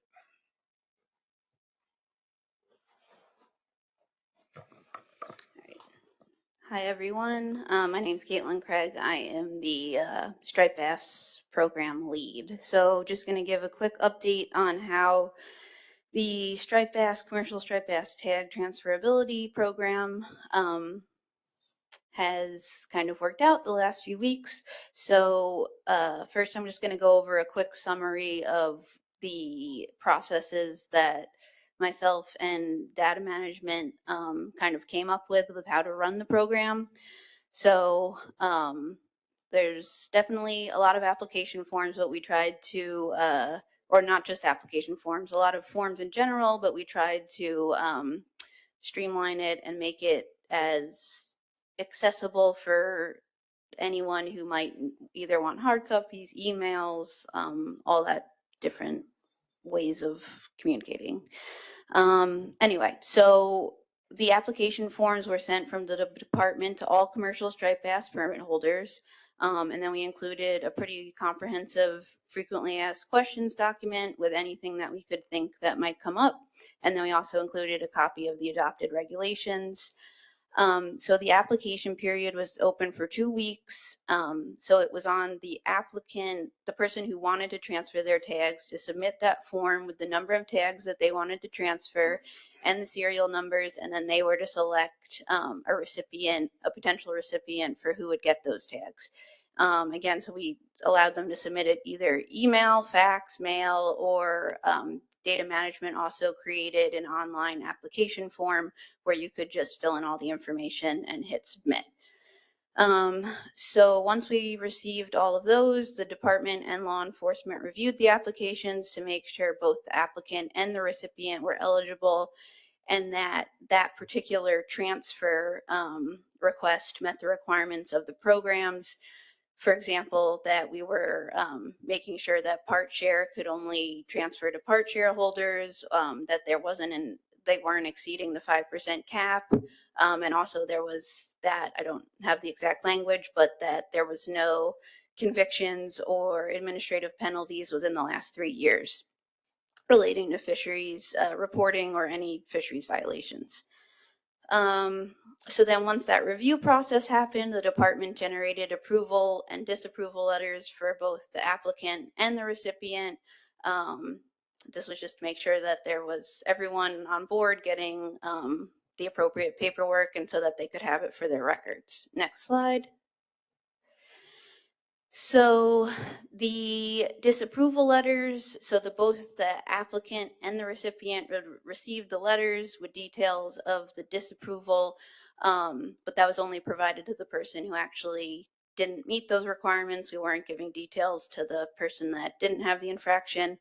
And then if the applicant met the requirements but the recipients did not, then the applicant had the opportunities to select an alternative recipient, just since they had applied within that open enrollment period. And then approval letters, if the transfer was approved, DEC sent those letters out, and then it was now the fishermen are able to transfer those tags at any time throughout the season once they receive those approved forms from the department. But we do need to know that that transfer has actually occurred. And I just kind of took a screenshot of what we sent out on the form, so the text is really small, but basically for the tag recipient, the person who got the tags, they would have their approval form, and they would have to sign it and then have it on board with them, and that would serve as their proof to law enforcement that they can be in possession of these tags. And then for the tag owner, we were requesting that they sign their form that acknowledges that they willingly transferred their tags, and then we need to get a copy of that so that on our end at the end of the season we are able to appropriately track who should be accounting for those tags. So lots of back and forth with paperwork, but this was the process that we have developed so far. So next slide. And then just another quick summary. So this was officially adopted and went into effect June 10th. applications, we had them ready to go, so they were sent out June 10th via mail and email to anyone who had email on file with the permit system. We had the application period open from June 10th to June 26th, and we got 47 applications received. And just to clarify, if I didn't say that before, each transfer was one application. So there could be similar people involved receiving tags, but each request to transfer tags was one application, if that makes sense. And then just a quick breakdown of how we got the form. So we got 24 by email, 8 by mail, 3 came in by fax, and then, as I mentioned, we had that electronic submission form, and we got 12 received that way.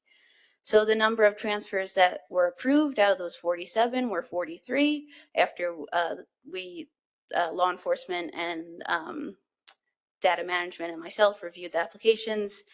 And that came out to be a total number of 5,456 tags that can be transferred to new owners. And then the number of transfers that were disapproved were 4. And last on this point, we are actually kind of seeking feedback again just from MRAC on what the ideal application period will be for the fall. So we have, as of now, a proposed fall application period of September 1st through September 15th, and that is based on some feedback that I got directly from some permit holders, but I did want to just make sure that that sounds like a reasonable time frame for everyone involved. And so that's all I have on that. Thank you, Caitlin. John has a question. Caitlin, what were the reasons why the 4 were disapproved, if you don't mind elaborating on? Convictions. Yeah. Convictions in court for involving taking over limit, improper size, or fail to complete VTRs. So they had convictions in the local courts. Thank you. And then just on the, like I mentioned, we sent out the either approval or disapproval letter. So if it was the person who actually had the infraction receiving that letter, they were notified of when, if assuming they meet all the, program requirements next time, the date that they'll be eligible to apply or participate. Have any of the people that put in the applications, are they satisfied with the situation or how the application's going? Yeah, I think so far we received, I don't remember getting yelled at or or anything from people, so I think they were pretty happy with it. I know that there was, a little confusion just with all the number of forms that were going out and who had to sign what, but I think we tried to cover our bases with having it all worked out before we sent them out. So I think overall people are happy with it, at least from what I heard. The only feedback I got was that there was a lot of process for the application. It was a lot to do or something like that. Yeah, I think, and obviously this is the first time we did it. Honestly, I think moving forward, not for this year, but in the future, I think somehow getting it electronically streamlined will help with that. It was just a matter of making sure that everyone's getting the paperwork based on, different addresses throughout the year or their preferred form of communication or, so I think it kind of, what we initially thought was going to be how the process went out, we kind of had to expand it to make sure everyone was getting notified appropriately.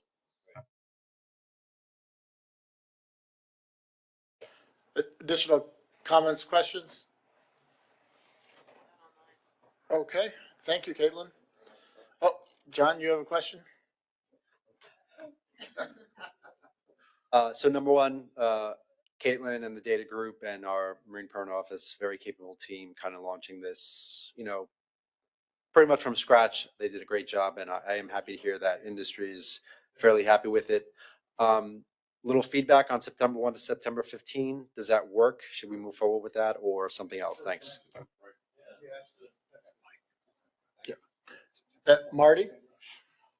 Yeah, just going to pile on to John's accolades. Yeah, watch this unfold from the time that you all were discussing it here at MRAC, till it fell into custody of John and his staff and Caitlin, and public meetings and the effort and time that went into developing this. And I realized, it's baby steps, but this is something that everybody agreed to, and another happy ending. So I don't know. I'm hearing nothing but not all good things, Elizabeth, at this meeting, but I wish everything was good. But there's a lot of good things happening, I think, thanks to a lot of hard work by a lot of people. And so just again, tagging on to what John said, folks, trying to work with everybody together to get us to a better place. So thanks. All right, so I see two comments. Let me go to TJ, then John, just because TJ hasn't commented yet. Yeah, after decades, I have to get on the thank you pile. I can appreciate so much the work you guys put in and finally getting us what we asked for. Thank you. Even after decades, it's Long road. yeah. John. Yeah, I'll concur with TJ on that. I think that this is the first time in all the years that I've been on here where actually something went commercial fishermen's way, I think. I mean, there were a couple of little things, but this really makes an impact and helps out the commercial fishermen. And thanks again to you and the staff. Appreciate it. If you stay, you might see more.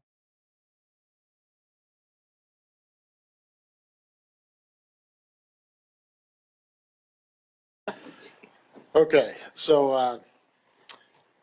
all right. Our next topic. What? Oh, thought I missed something. I don't know.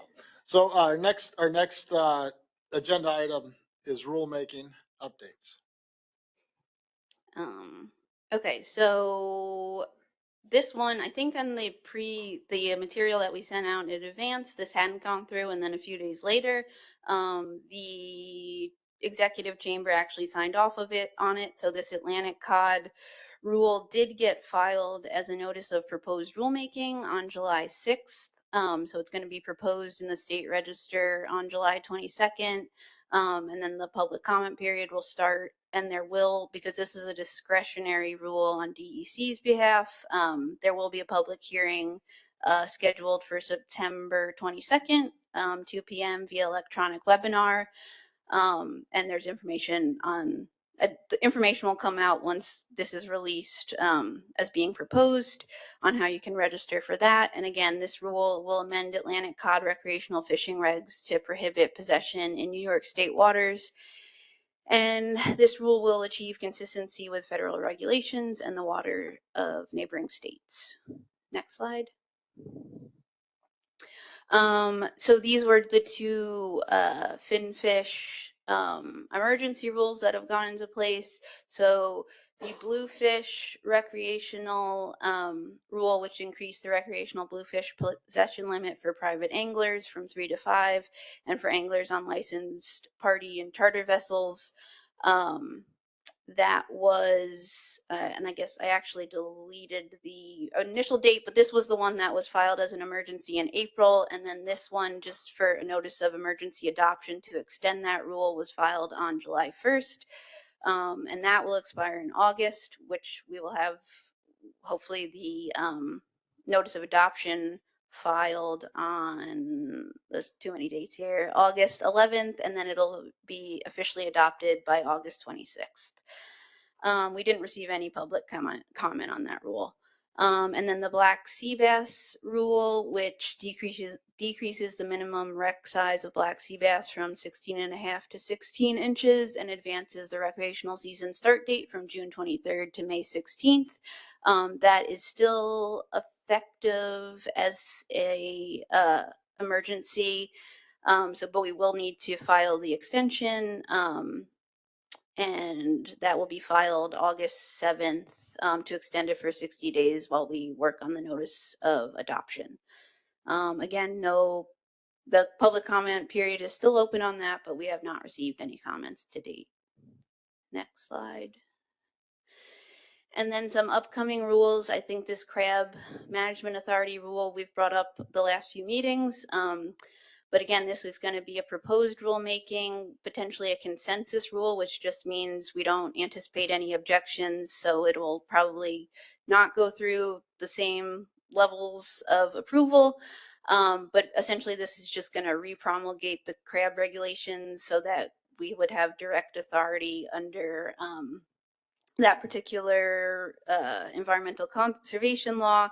And this was just tied to the governor's signing of the CRAB thing. So I'm gonna mess up on what exactly it was. But anyway, essentially, this is just going to give DEC the direct authority to manage crabs again under a different law. And then that's with the division and legal review currently. And then lastly, there is a special harvest program rule. This again will be a proposed rule. This is going to be a proposed rulemaking. And the special harvest rule formalizes weekly harvest programs and regulation. And the intention of this regulation is to clarify the rules and requirements of these programs for participants and improves the ability of law enforcement to issue violations when necessary. Again, that's under just the current staff and legal review, and the target filing date is to be determined. I believe that's it. All right, thank you. And I'll go to John, then Eddie. Crabs gives the DEC, the Crab Management Authority. Now, I'm assuming that has nothing to do with the horseshoe crabs or what? Yeah, I should have double checked with Chris on this one before he left. It's fine. So we remember that the original horseshoe crab moratorium bill was vetoed, right, last year. Yes. Tied up with that bill was the extension of our crab authority. When that bill was vetoed, we essentially lost our crab specific authority on all crab. So what DEC had to do was repromulgate all our crab regulations under a general authority, which is not as strong, doesn't have as strong a standing. So once the crab authority was given back to DEC with this latest bill being signed, we need to then readopt all our regulations again back under the crab authority, because it doesn't change anything. And horseshoe crab regulations will still exist until 2029, when then there's a prohibition. And I think the bill language suggests that we don't have regulatory authority over horseshoe crab anymore, but that their possession is prohibited. But don't quote me on that. But yes, we will be repromulgating all the regs, but it doesn't change anything in the near term. So, okay. Follow-up question. Now that you guys aren't doing the horseshoe crab regulations anymore after 29, will you be stopping all of your, research on all these horseshoe crabs and monitoring and all that? Or how does that work? I mean, it's money that's going towards that. When you're putting people out in the field, you won't need to do that anymore. Is that what you're saying? That's probably for Marty more than you, but. Yeah, John, it's a question I've thought about. Would we invest as much time in horseshoe crab if we're not at the harvest? There are still compliance requirements for the ASMFC. Just because we don't have a active commercial harvest doesn't necessarily mean that we don't have ASMFC compliance expectations. But I expect that we'll continue to monitor horseshoe crab for at least some time. Right now the bulk of our horseshoe crab monitoring is the spawning surveys. So there's some money certainly from that, but it's also a good citizen science. It involves a lot of volunteers, and we get people of all ages, and it's a way for people to connect with the environment. Cornell Cooperative Extension does a lot of that work. So while it's certainly beneficial to our program as a monitoring, it also has other benefits that extend beyond just us counting crabs on the beach.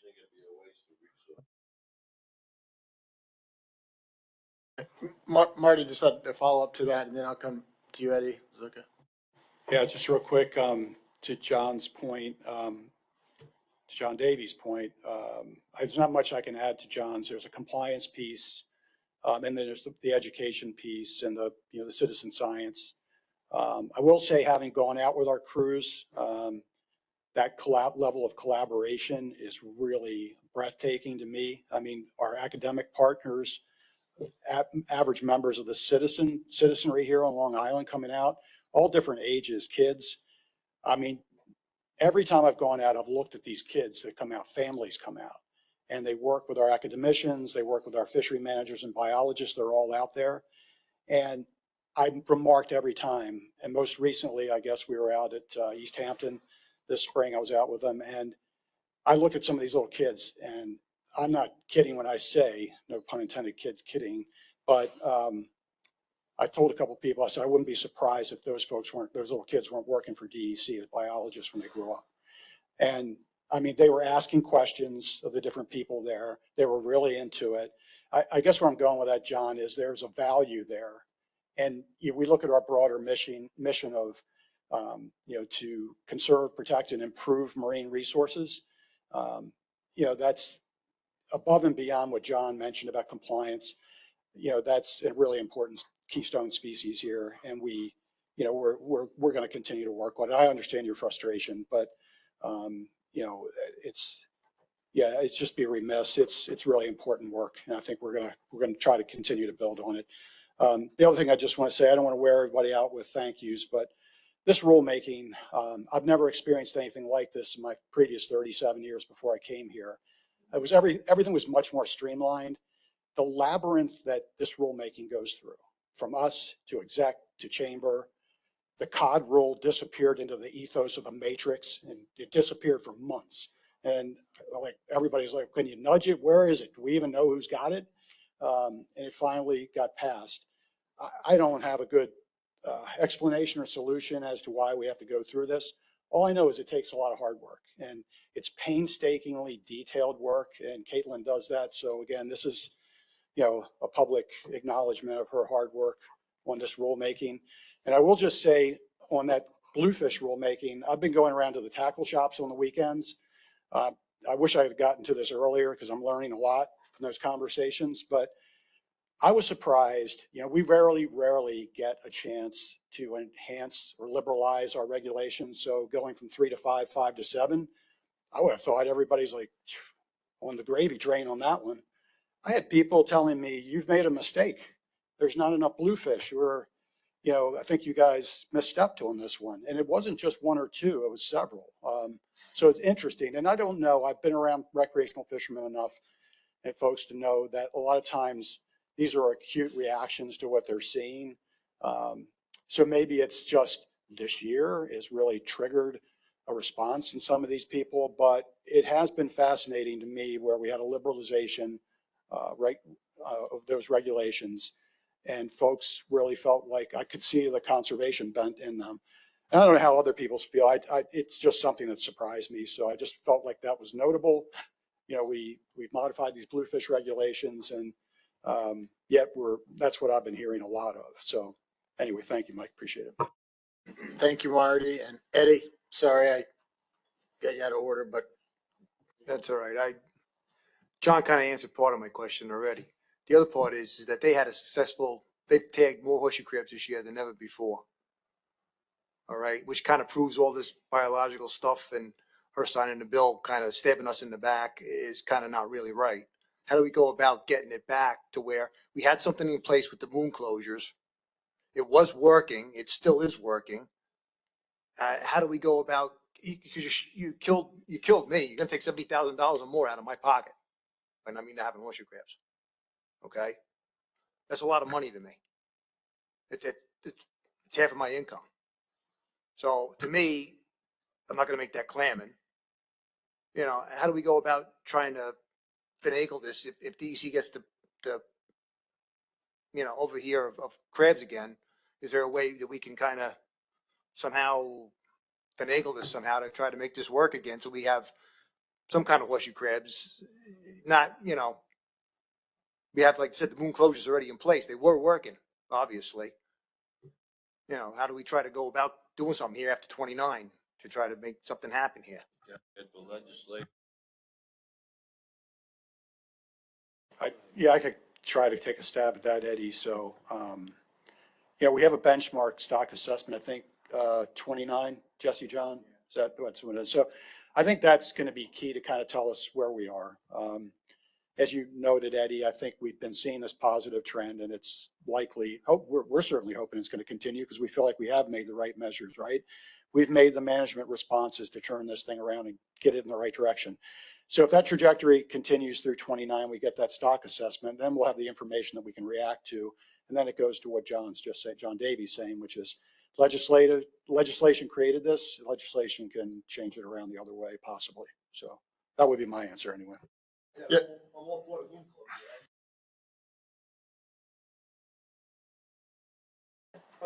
Eddie, I will mention there is some research looking at New York data and those closures and trends in the fishery.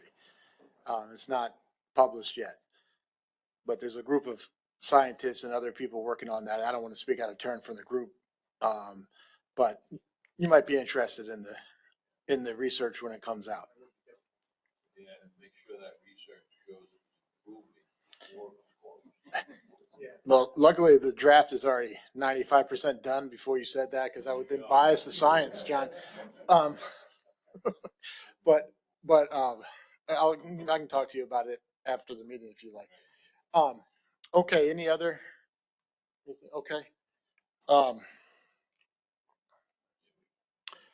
Okay, so potential new summer flounder commercial authorizations. Hi, everyone. I'm Jessica. I'm the unit leader for the permit office. Can we go to the first slide? So I mentioned this briefly at the May meeting that I wanted to open it up to have this discussion today, to start this discussion, certainly at this meeting today. I did write up a memo to be included with the agenda materials for MRAC, so hopefully you got that. But for anybody who didn't see that yet, I'm going to go over a couple of slides here that pretty much contains the same information, a few things we potentially thought of, and then we'll just open it up to, questions and comments, et cetera. So a little bit of background on the commercial summer flounder permits. They were first issued in 1993 and then were closed to new applicants in 95. We have not issued any new ones since then.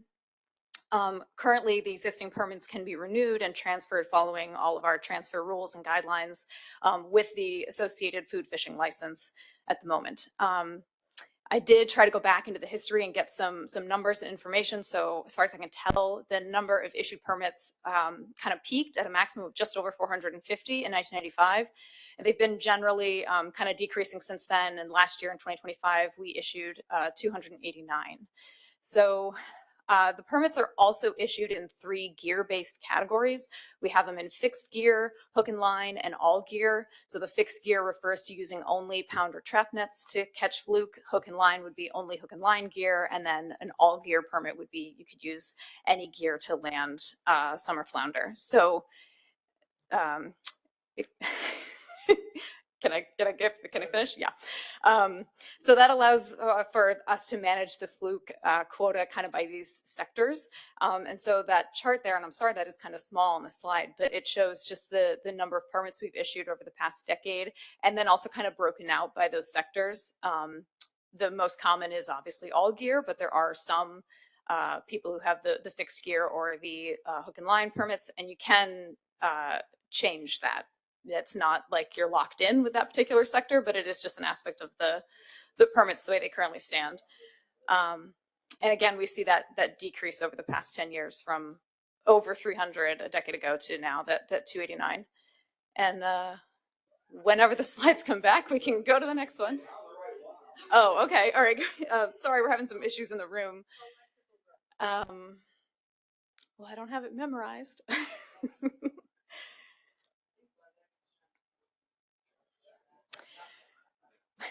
Well, I believe what I had on the next slide was just the eligibility criteria from when they were initially established back in 1993. So there was an income requirement at the time.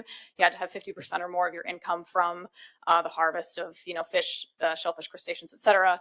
And then also you had to have had a food fishing license from, I want to say, between 88 and 92. I'm sorry, I had it on the slide. I don't want to make it up, but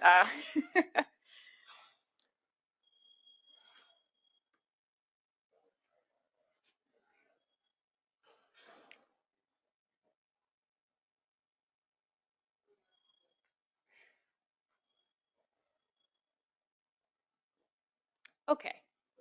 Can we get to the next slide, possibly? But can I get the next one? Yes. Okay. Again, those bullets at the top, just going over the eligibility criteria back when they were first issued in 93, 94. So you had to have 50% income threshold. And then you had to have a food fishing license or have had one in 1992 or a subsequent year. Those two charts at the bottom, again, apologies that they're small, but the one on the left is showing the number of active commercial fluke permit holders for the past 5 years. And by active here, what I'm saying is you've reported at least one trip during the year that landed fluke. And so in 2025, I think the number was like 170, but it's sub 200. And then on the right, there is just a quick summary of the fluke quota for the past 5 years, because I thought that would also be some numbers people might want to have on hand to have this conversation. It's been pretty well utilized every year for the past 5 years. Next slide, hopefully. So this is just a starting point. None of this has been decided. These are some things that if there was interest in the department moving forward with possibly issuing some new summer flounder licenses for the first time since 1994. These are some things that we thought would be a good starting point to consider, but definitely all of it's still open to discussion and feedback. So we were thinking perhaps new fluke permits would only be issued when the number falls below 300. So we are currently under that number, which means that if we go with this, we could issue some, but we would kind of keep it around 300. So what we thought as a starting point for the way this would work, because the fluke permits are associated with a food fishing license, if a food fishing license that's got a fluke is not renewed, the food fishing license goes back into the random selection. That's how we get those licenses to be issued every year. But the fluke permit right now just sort of goes away and isn't reissued. But if we were to start issuing new ones, that's how we would have one freed up. So if, a food fishing license with a fluke attached were not renewed and we were under 300, that would give us a fluke license that we could possibly issue to someone new, similarly to that random selection process that we already have in place. We would want to have eligible applicants. And then those bullets there are, again, our brief starting point of what an eligible applicant might look like. So the 16 years old is the age threshold for the food fishing license, so that just made sense. You'd have to be an individual. We don't issue corporate permits anymore, things like this. You'd have to currently hold a valid food fishing license already. Proposing maybe you have to have had a food fishing license for a number of years already, not just getting one or brand new entrant or participant in New York fisheries in general. And then maybe, you'd have to provide some proof of being active in the fisheries as well. We all know that there are some latent license issues. So maybe, an eligible applicant would have to be using their licenses already to be eligible to get a fluke. Just things that we were thinking about as a starting point. I think I have one more slide. And these are some other things that we would like feedback on, in addition to the entire concept of should we issue a small number of new fluke permits. Should we keep the current sectors that we have as separate sectors? Are those still, desired, relevant?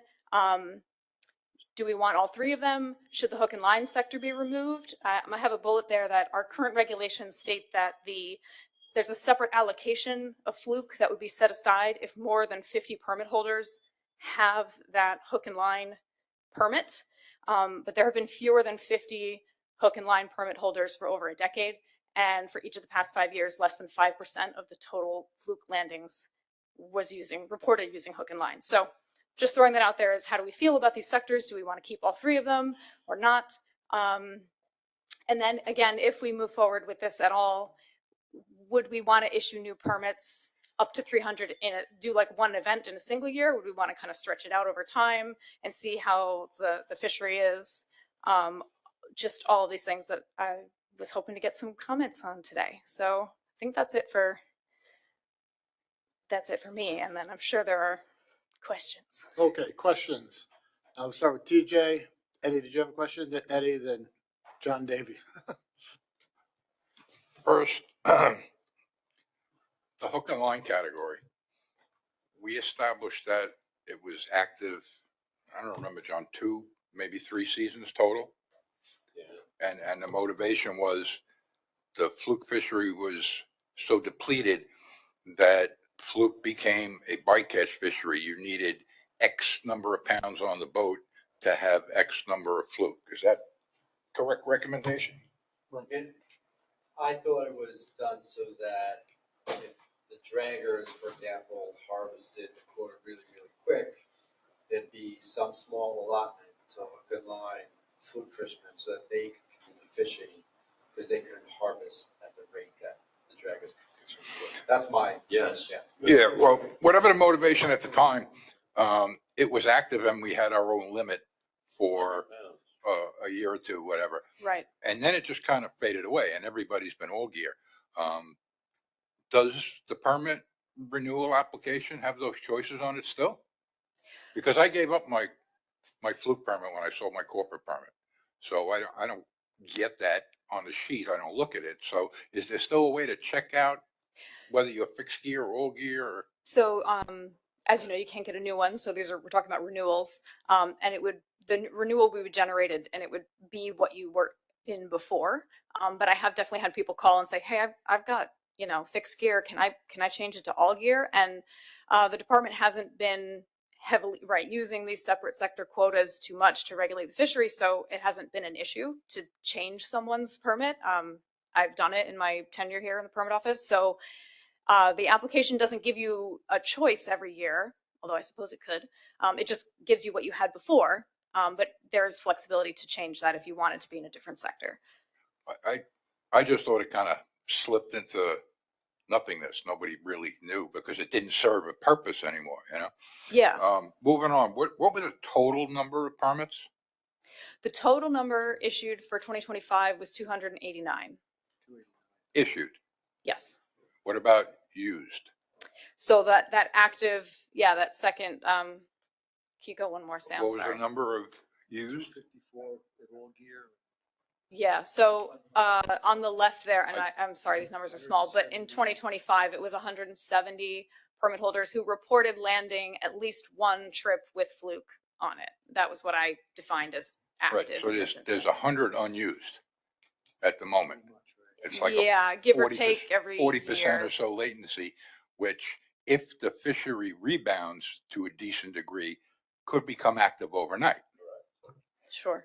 So I don't know what our motivation is in trying to give out new fluke permits. I think if you wanted to give out new fluke permits, the first thing you'd have to do is deal with the latency issue, because that's a bullet in the chamber waiting to go off if the fishery recovers. John? With some of the federally permitted boats, I think fluke permits for state people aren't identified because the reporting federally is not taking their people on board into account.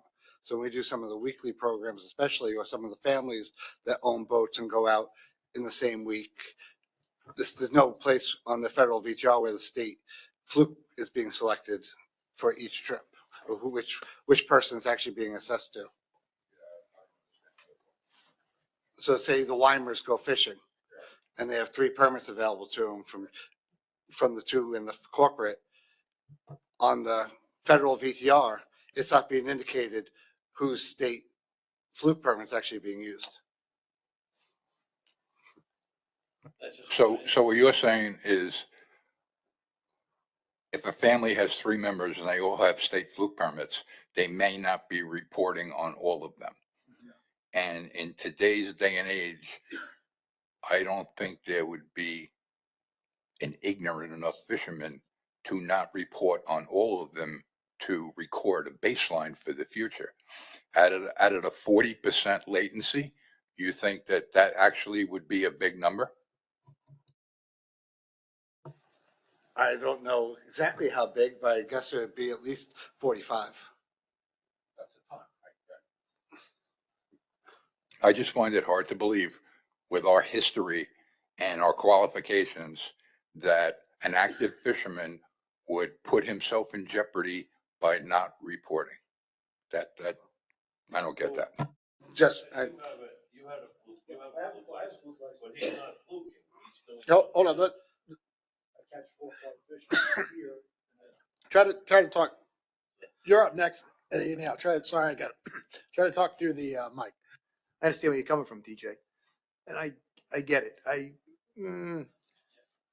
don't catch. I'm not targeted fluke at the moment, but I do have a license.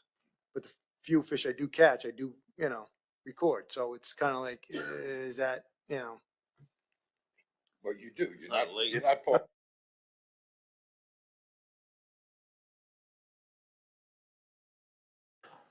Okay. And TJ, did you have any other question? No. Eddie, you were next. Oh, okay. John. Yeah. Before we go issuing new fluke permits, I think we should do something with the fishery as far as transferring the ones that we have, so we're not increasing the amount of fluke licenses. There's a latency issue, obviously, like what TJ said. I think that could be worked out. There's been many ideas on how to handle it. But if you have an active person that has a fluke license, like Eddie here, he doesn't target fluke right now. He's targeting whatever he's fishing for, and he might not have fished for fluke for 2 or 3 years. It doesn't necessarily mean it's a latent license. It's just a license that he's holding on. I have a lobster license. I haven't lobstered in 20 years because it's not feasible to do it, or it's economically feasible to do it. Doesn't mean that I'm not an active fisherman and I can't go and give away all my licenses because I may need to fall back on those licenses. So that's an issue there. If we're talking about a guy with no boots, no boat, and he's living in Florida like I may do someday, that's a different story, But transferring the licenses, you're not going to increase the licenses, but you're also giving opportunity for young people to get into the fishery, even though it might expand on the amount of people that are doing it. It takes one person out at the same time. So I think that would be a better way to go than to issue new licenses and just keeping it at 300. That's my opinion. We've been trying to get this done for over 30 years. I'd like to see it done. If you could promise me you're going to work on it, and maybe I would stick around and help you with it. But I mean, that's where you should go. You should go with the transfers. Every other state in the union has transferable licenses. Why don't we here in New York? I don't understand it. Maybe somebody can explain it to me. Regardless, Okay. it's John, it's you what want it to is. follow up on that?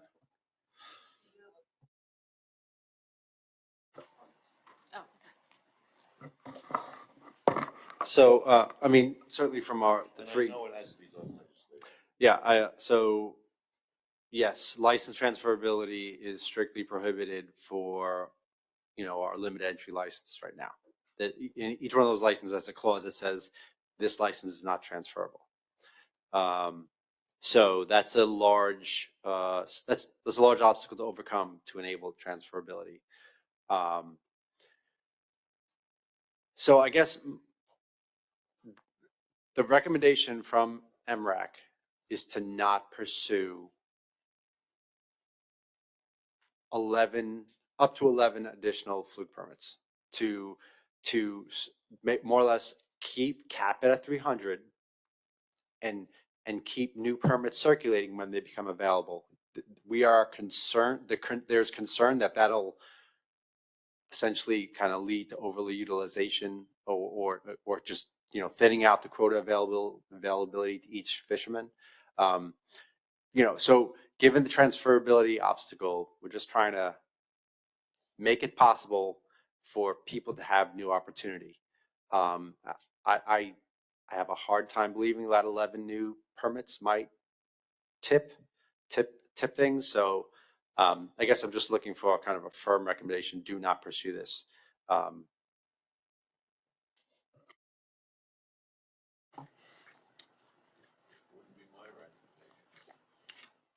TJ? Yeah, for a lot of reasons, I would recommend not going forward. I mean, we have 289 active. 289 altogether.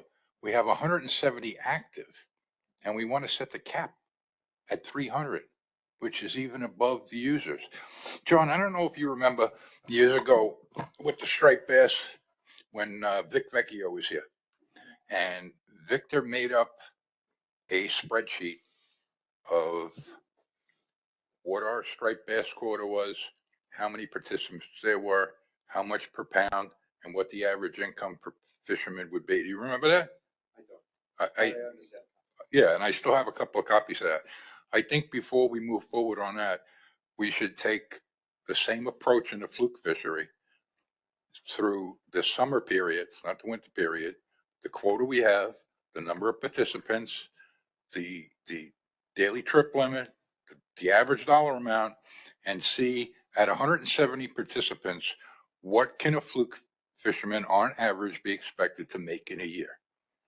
That number will be useful in deciding whether we want to add more participants, whether you're hurting the current participants and you're going to take money out of their pocket.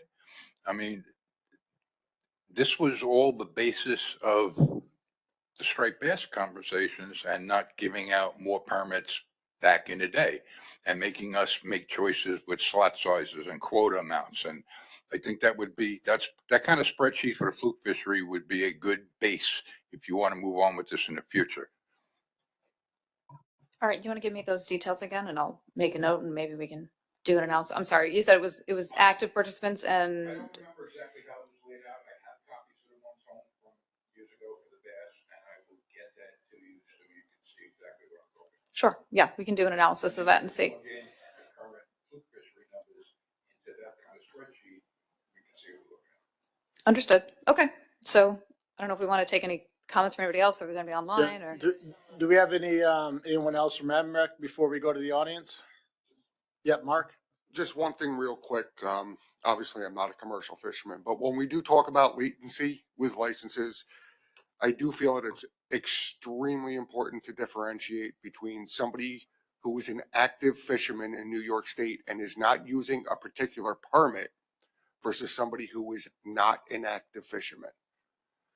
Okay, because like they said, right now, maybe it's not economically feasible for Ed to target fluke.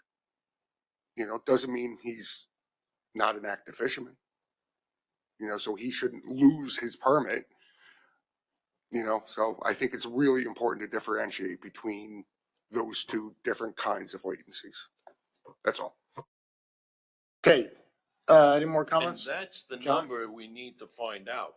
Can you find out how many actually are latent where they have a fluke permit or a food fish permit and they haven't fished in years and reported anything? I mean, can you find out? And really, what number are we looking at? Is it 10 or is it actually 100? I think that would really close the gap on whether or not we can go forward with transfers or not. Because if it's only 10 people that you're going to worry about with these latent licenses, then it doesn't make sense. You might as well go forward with a transfer program. That's the way I see it. Okay, so let's we'll go to the audience now, and then if we want, we can come back to MRAC following audience comments. Anyone in-house? Okay, we have one in-house coming up to the microphone, and then we have a couple online. Okay.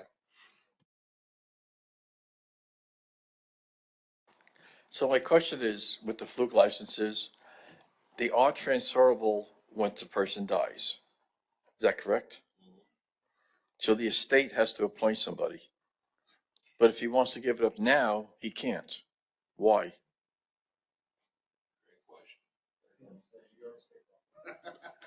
Does anyone want to take? Yeah, I will. It's because of state law. Legislation won't let us transfer the licenses yet. If you want, we can go to the legislature and get two people to support a bill, maybe from New York City or way upstate, like they did with the horseshoe crabs.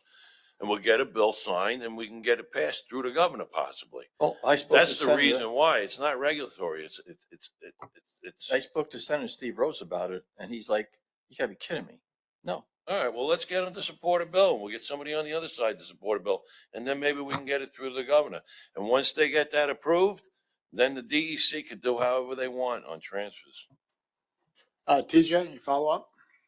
Yeah, Palumbo and Schiavone are currently working on a bill to allow the transfer before death for senior citizens, age not being determined yet. They're very interested in making this happen for us older people. And as long as they get reelected in November, we got a really good chance of making that happen. Now, what about for disabled veterans? That's a good point. I will bring that up when we discuss things with them again. I mean, I have my commercial food fish license as a veteran. I'm disabled from Vietnam.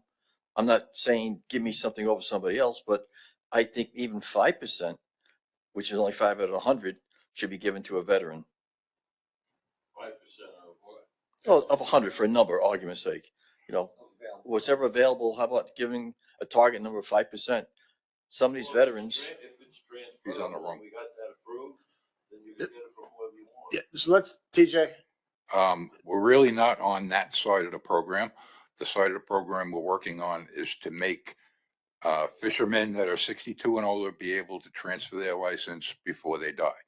The qualifications for who will receive that license is going to be the department's purview. Thank you. Thank you very much for your comments. And so I think Bonnie is online. Unmute myself. Here we go. TJ, real quick question. By transfer, do you mean sell as in portability of personal permits? Or do you mean Sorry, sign on the Bonnie. dotted line? TJ, I had trouble hearing you. Can you just talk a little bit louder? Okay, I just asked TJ a question. When he says transfer, does he mean sell as in portability of personal permits? Or does he mean transfer before you die to somebody that isn't your loser cousin in the basement versus your wife? Did you hear that, Yeah, TJ? Bonnie, the discussions now are to make senior licenses transferable before the fisher dies and won't have to have a So that means sell. pre-designee deal with the problem. You So that asked means if sell? a transfer or a sale. They've always been one and the same. And from the department standpoint, all they can talk about and all they need to talk about is transferability. Yeah, no, The that's, other is open we've been market through this. considerations. Right, no, you and I, we know all about this. And, you know, the reason we were given last time is because there was so much latent effort and that you'd have to pay off these people because they paid their fees for their licenses. But as someone also mentioned, if there's only 10 of them that don't really ever dip a hook or a net in the water, then maybe something could be figured out. But holding on to all of that latent effort is ridiculous. There is obviously young guys that want to get in and they should have the opportunity. And John, you said it. Every other state allows it. In Rhode Island, you can only sell to a Rhode Island fisherman. But many states have permits. Everybody knows, for those of you that travel past state waters, Massachusetts, let's see, Connecticut, Virginia permits, North Carolina, New Jersey for fluke. They exist throughout.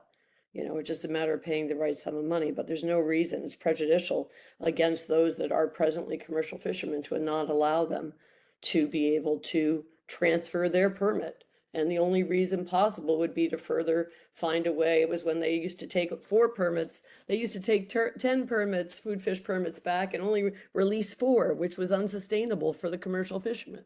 So this needs to be fixed. Regarding the document that I see, the PowerPoint, in the bigger picture, I've asked this before. I will keep asking this until someone shuts me up and hopefully does it. All of these should be recorded. All of these should be online. All PowerPoints that are presented at MRAC should be online to allow any commercial fisherman within the state to be able to get home at 11:30 and decide, hey, I want to watch MRAC, and click it. It does not allow people to have the ability to see the information, to make the analysis, and to form the questions necessary so that you could even get a message to MRAC and have a question. Regarding the page, 1-page, 2-page PDF, I mean, there's no analysis here. There's no rationale for some of the potential criteria. I'm not sure, because I wasn't here in the 70s, but I don't know whether you had to have a food fish license for 5 years prior to being allowed to have a fluke permit, if I'm reading that correctly, which seems very odd. You know, I think they should all be the ability to sell, but one shouldn't have to relinquish a food fish permit because there are still guys waiting for a food fish permit. But I think there has to be a far greater amount of analysis on all of these discussion points so that if you're actually going to be real about it, you need to put one of those up on as a PDF. You need to be able to put an analysis up and put a timeline as to when comments can be offered regarding the pros and cons. This is just not enough for anyone to make any kind of a viable decision. Thank you. Okay. So we have somebody else online? Julia?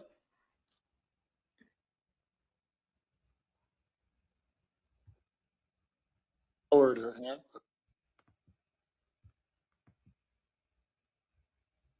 Julie? Can you hear me? Yes. Okay, I'm sorry. I had a little snafu with the mute button. Julie Evans again from the Fisheries Advisory Committee in East Hampton. I have to agree with what TJ said, and I have to agree on behalf of the Fisheries Advisory Committee with Bonnie. I mean, you present stuff, and we need to be able to look at it when fishermen can look at it. It's not great, to 2 to 4, once a month. You have to put this stuff online so people can look at it and digest it, discuss it with their friends in meetings, and come back to you. We do it with the councils do it. You can watch everything later. Even if we just can listen to what people are saying would be important. So I would urge you to try to make that jump. Thank you. All right. Thank you for your input. Do we have any other comments on this topic? Yeah, we have a lot of. I will take a last comment on this topic from the audience. Just wondering, in the last 10 years, how many licenses have been kicked back? Can you just give us your name too, so we can get that in the minutes? Thank you. So I think the first graph that I had and that first slide, we could jump back. That's got. Is there So any way sorry, to get it's a so printout small. of that? Yeah, yes, yeah. We can definitely do that. What's that first year say? I can't even read it from here. So there you go. 311. Is that, if I'm remembering the numbers from 2015? It was 311, and now we're at 289. So the difference between those two numbers would be the number that's been 20 permits lost in the it's past 2 10 permits years. a year. Right. So Average. basically, if you guys would have left it at 30 years ago, 1 permit open a year for 30 years, you'd be at the same numbers you are today. But zero access means zero access to anybody that's new. You get a card in the mail the other day, 600 pounds a day. Can't even fish for it. Maybe a bycatch permit or something. Guy pulling crab pots, 150 crab pots, got to throw 50 pounds of fluke back. I know. I've been here just as long as some people. I've had my license since I'm 16 years old. It's been the same story since I got in. But, the seeing quotas go through the roof. And when they go up, that doesn't mean the fishery's being fished for. I don't want to put nobody out of business, and I don't want to take licenses from people that met criteria. That's the other thing. You guys want to transfer things that nobody had access to. The criteria thing goes out the window when somebody transfers something, because I would obviously say somebody that's in the business is going to pay the fair market value for a permit. Not going to pay what somebody maybe off of Wall Street just retired and wants to go fluking on Saturdays, or a guy that wants to make a YouTube video. That's who I got to compete with. And when you guys leave, I'm the guy that's got to deal with all that with no access. Think of that. Thank you. Thank you. Thank you for your input. Okay. Thank you. I support transfers among the fishery. Yeah. Yeah. Why should somebody Okay. right up to your doorstep say, I want to give you a boatload of money? And So Marty has a comment here. There's enough licenses out there that are 300 permits for fluke, and there's 900 permits for food fish. Marty has a comment to make on this. Yeah, thanks. And just thanks everybody for your thoughts. I think staff, when we discussed this concept, we really didn't know what the reaction would be. I think we got a good idea of it today. Pretty touchy, I think. But it's a really tiny subsample, but like Mr. Nikos, yeah, he's been interested for a long time in having some opportunity. There's people on the outside don't have that. There's people that have the permits. They're putting out some pretty good rationale for why they feel the way they do. I just characterize this way, and hopefully in a productive way with some context. Yeah, staff discussed this to put before you as just a concept, a temperature check. And I think we got a quick temperature check from the council. It's not even a scoping exercise at this point. It's really just first touch with you all. I heard Ms. Evans talk about, if we're going to do something like this, we need to get it out there so people can really digest it. I think we weren't really rolling something big out here. We were trying to ask the question after more than 3 decades since limited entry was implemented, how do people feel about where we are? And again, we got quite a bit of feedback. So we'll sit down and talk as a staff and kind of rationalize where we are and maybe come back at the September meeting. And, if it's like what TJ's talking about, if it's really this thing can be resolved through the transferability component, then maybe that's the way to go. I don't know. But don't take this as like, this is a staff recommendation to all of a sudden modify things, even though it's a nominal number, I guess. I think we were talking about roughly just 12 people or so, something like that. But I think we got good feedback. It's touching a nerve. But I think for folks that don't have the opportunity, it's worthwhile for us to have this discussion and for folks like Mr. Nikos to hear this. And trust me, there's lots of other folks like Mr. Nikos out there. So we always should try to consider other folks and what their positions are, be good listeners. So, and staff is trying to listen to you today. So we'll get with staff and follow up, I think, coming out of this meeting and let's just see where we are.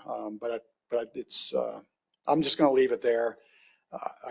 I'm going to take this as a productive exercise, even though it was, again, a little bit emotional. So appreciate it. Thank you. Thank you, Marty, and thank you for the comments from members of the council and the audience. And our next topic is other business. And it looks like, John, are you up for that? Oh, no. All right. Welcome, Jesse. Thanks. So I just have this one slide here. So these are just updates to summer flounder exemption programs for commercial fishermen. So these are changes that were initiated by the Mid-Atlantic Council and published in final rules by NOAA recently.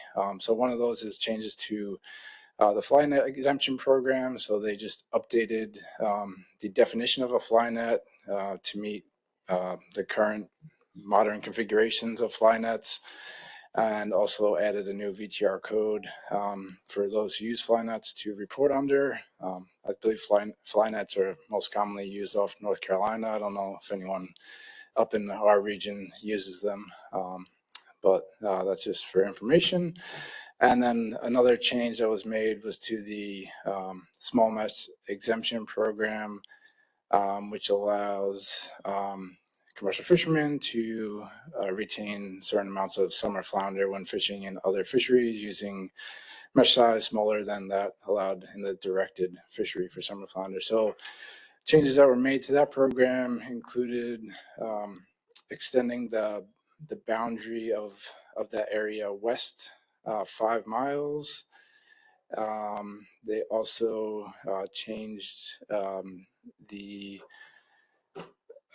there's a tiered approach to for the regional administrator to look at potential closures to the program. So previously it was 10% of, if more than 10% of the summer flounder caught was bycatch, I believe, in the program, that would initiate a trigger to review and potentially close the program. Now it's up to 25% of the summer flounder caught in these programs, if that's 25% of the summer flounder caught in the small mesh program is bycatch, then he can initiates a trigger where he can review the program and consider closing the program in the current year or a future year. And then the last change that was made has to do with the timing of the letter of authorization. So it allows people to participate in the program for up to just 1 day, and previously you were required to apply to participate for up to a week. And that's all I got. Okay, questions for Jesse? That's basically for federal water, state water stays the same. Yeah, yep.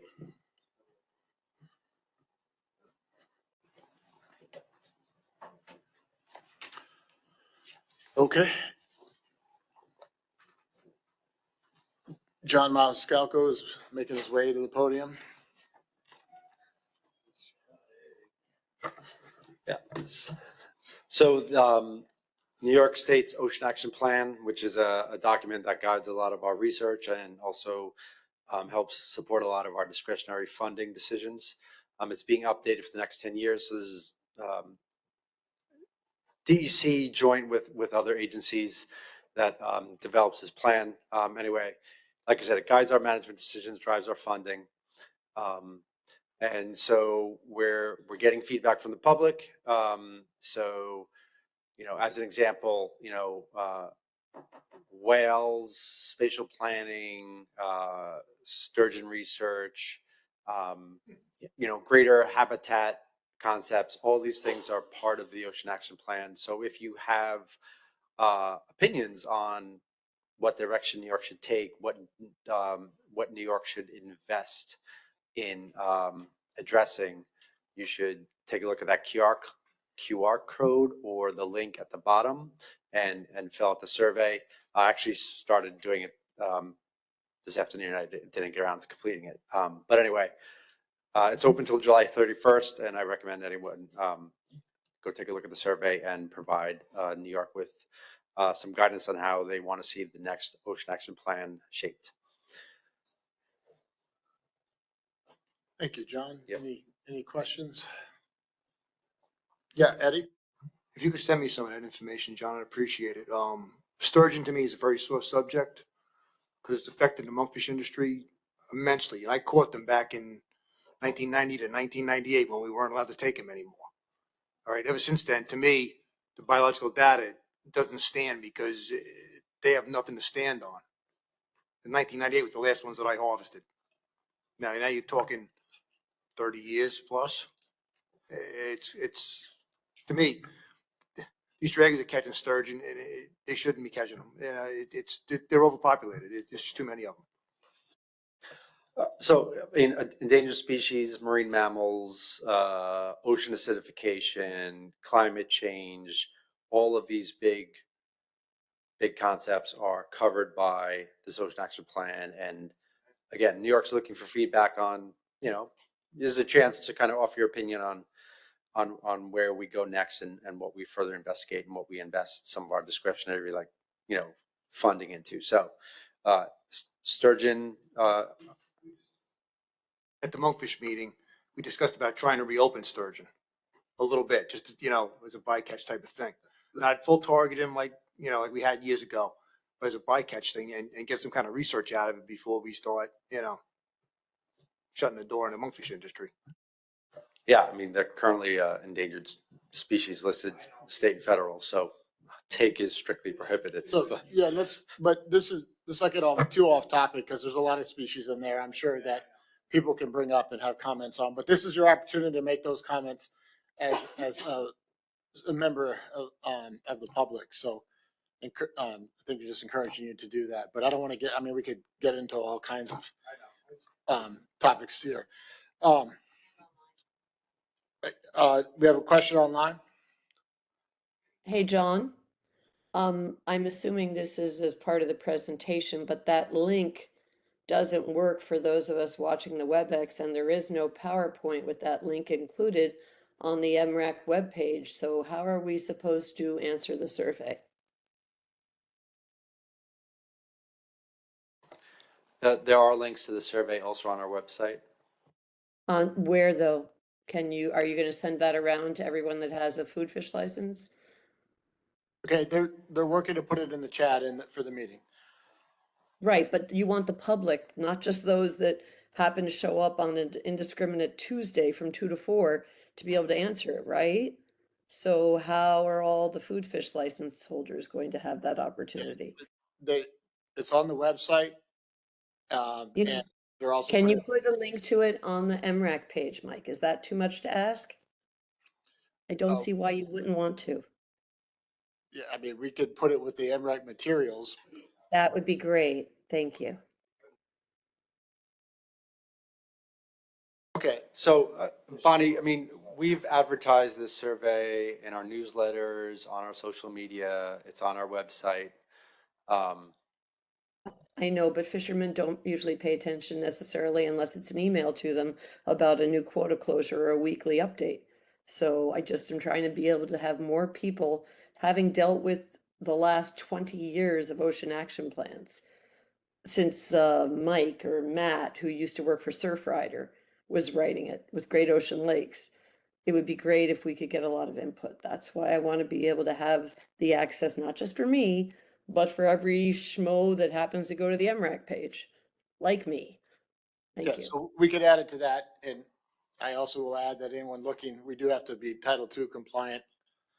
Anything that we put up at the university or the state for that matter. But, okay, so do we have any additional questions?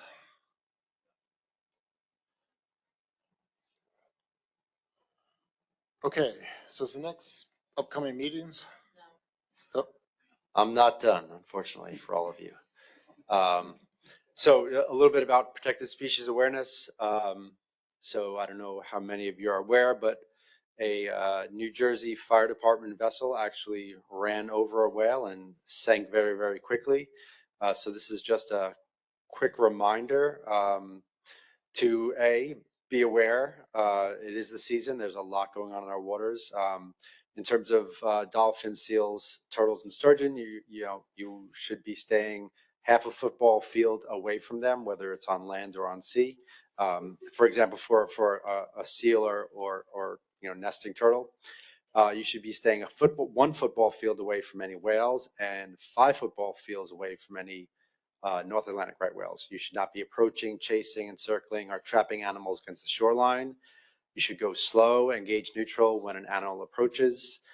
And if you need to, then your vessel movement should be parallel to animals.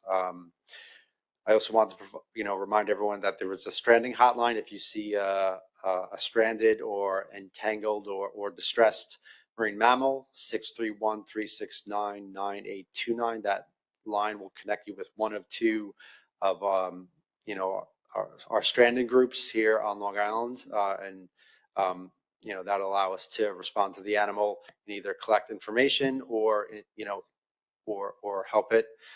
If you are interested in more resources regarding whale and boating safety, there's boatingwithwhales.com. That was developed by the Nature Conservancy in New York with some partners. And there's also seaspout.org. That's a NOAA and collaborators production. But both of these, I believe, are free courses that you can access online. And then finally, a reminder to all fishermen regarding unintended catch, both commercial and recreational. Please handle animals like sturgeon, sharks, turtles, and terrapins with care and return them to open water as quickly and safely as possible. That benefits us all if we're not needlessly killing some of these species that are having trouble recovering. That's it on this one. okay, so now we're looking at further consideration on commercial striped bass changes. Yeah, Caitlin's going to go over these real quick. Again, we kind of threw this out there last meeting, and we're kind of looking for a little bit more feedback on, again, whether or not you think we should move forward on some of these changes. Yeah, just reiterating what John just said, these are all slides that I presented last meeting. on potential changes to the commercial striped bass regulations. I think by the end of the conversation, we were getting a little wrapped up on the trawl bycatch, which is important, but we still did want a little more formal guidance on if MRAC members want to see some of these other changes. Next slide. So this is again a lot of text, but these I'll go through the different parts of the regulations. This first one is just basically how the what qualified you to have the striped bass license based on the years.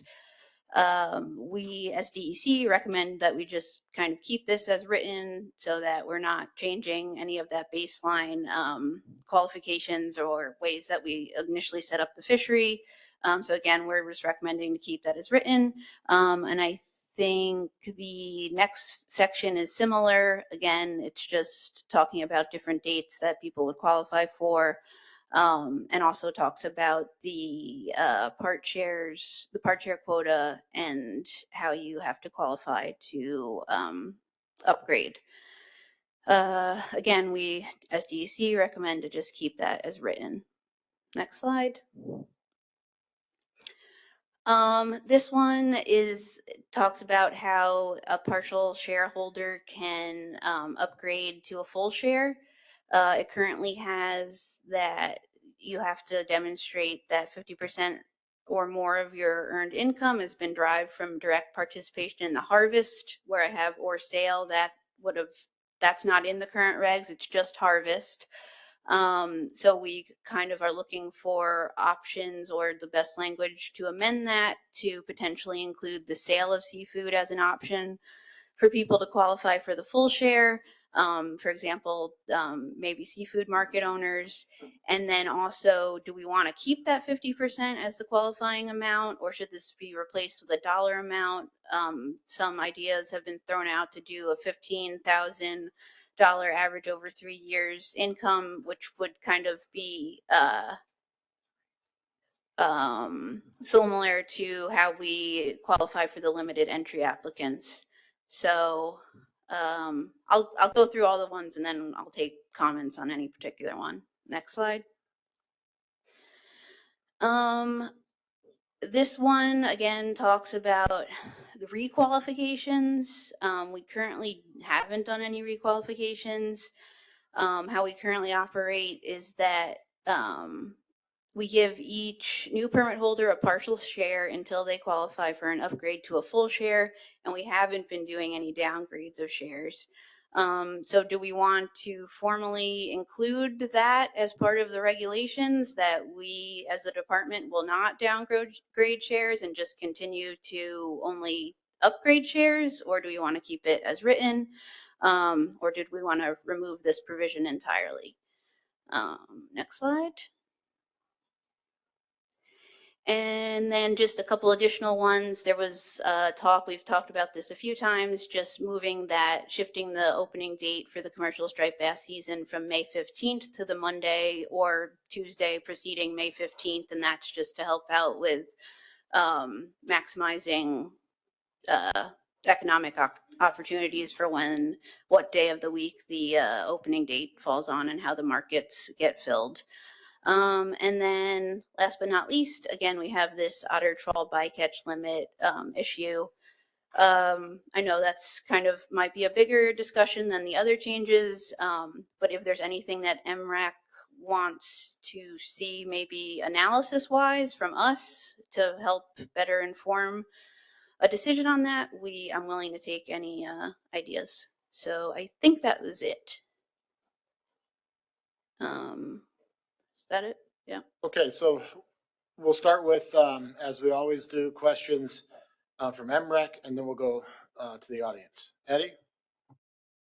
In the Great South Bay, it says no bass, no striped bass, okay? If we can get a partial, like 10 fish bycatch or something, because I do catch them there once in a while. It's not something I'm targeting. It's not something that when I mix the bluefish come September, I do catch a couple here and there. And I like to tag them in Great South Bay and be able to take those 2 or 3 fish that I do catch.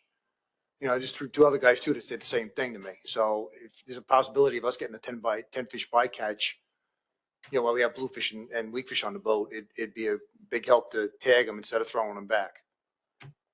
Okay, yeah, and I think, so that particular, right, if I'm remembering correctly, I think that falls under like gear restrictions part of the regulation, so it wasn't in directly the striped bass part 40, but I think it's something we can at least look at and see if we could modify it or see what we think about it.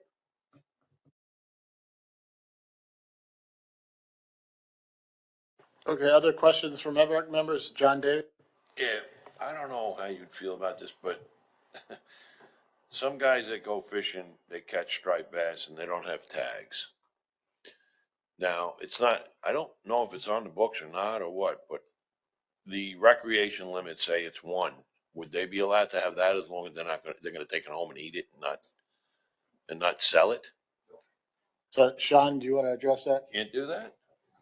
Well, I'm not asking, I know you can't do it, but can they put that into part of the deal?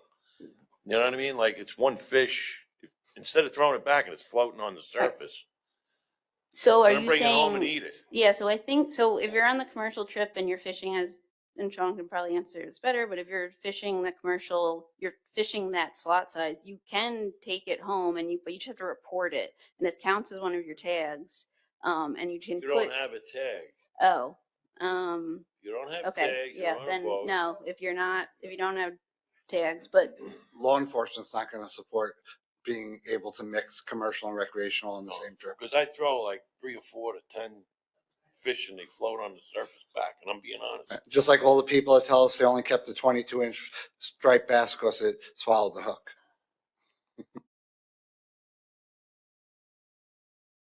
Fair. All right.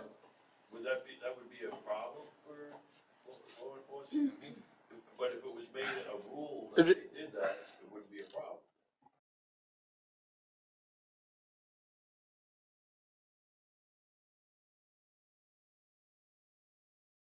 Why wouldn't you support something like that? Because we feel it leads to too many people trying to play the loopholes of mixing commercial and recreational trips. Okay, fair. Yeah, because now all of a sudden they get back in, no one checked them, and they give that to the dealer too. Well, the dealer can't do anything with it without a tag, correct? Technically, but I mean, I know my dealers would never buy something like that, you know? They won't buy it without a tag. Okay, so do we have additional questions from MRAC? I think we have online. Okay, Bonnie?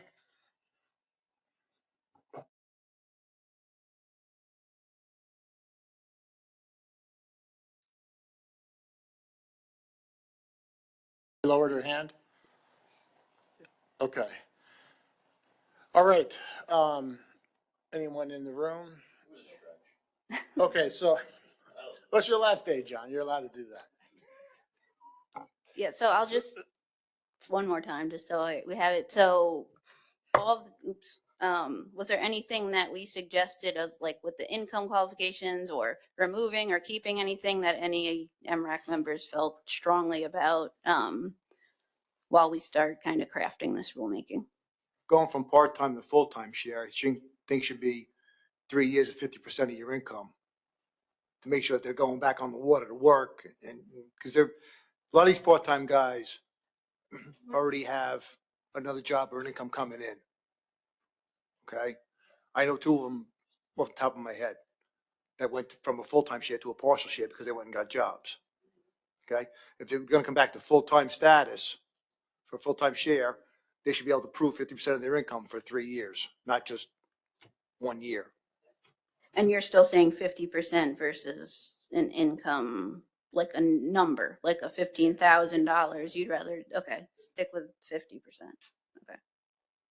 Means they're clamming, they're doing this, they're doing that, they're doing something else on the water besides trying to just target straight bass. Okay, so I think next up we have upcoming meetings, but before we do that, Marty wanted to make a comment. Yeah, just an oversight. Thanks, Mike.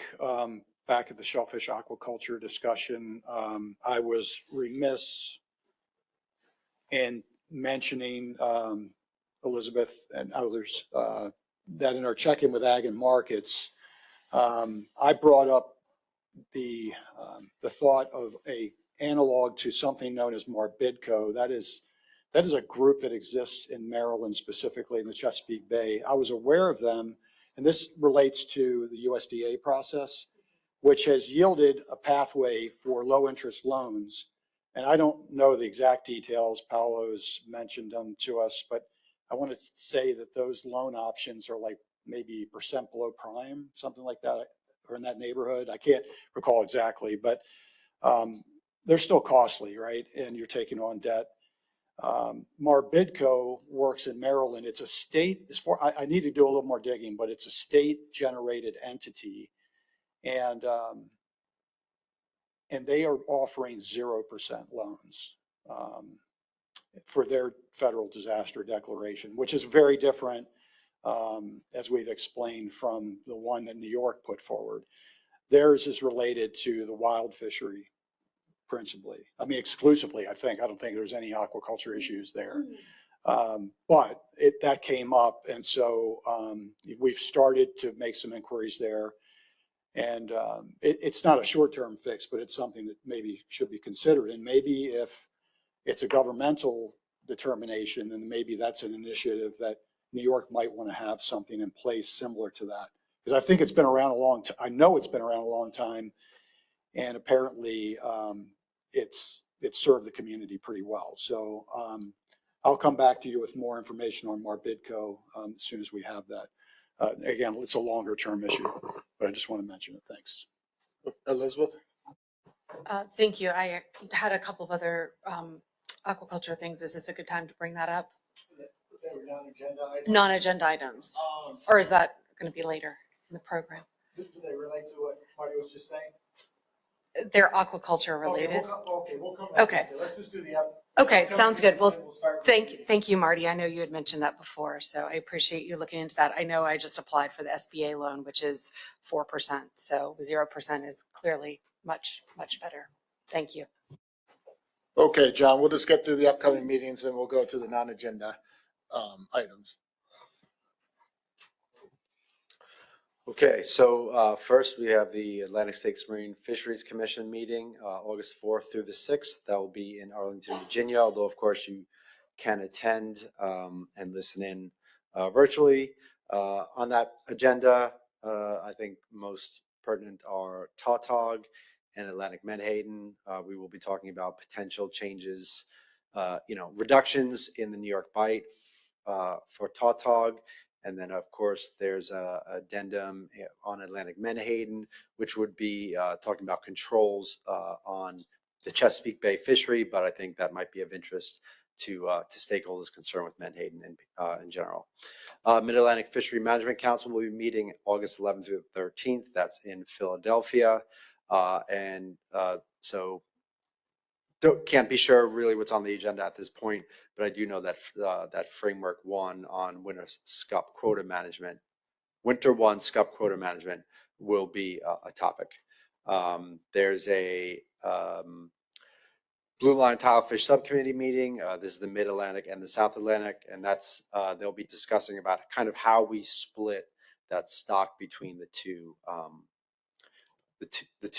regions.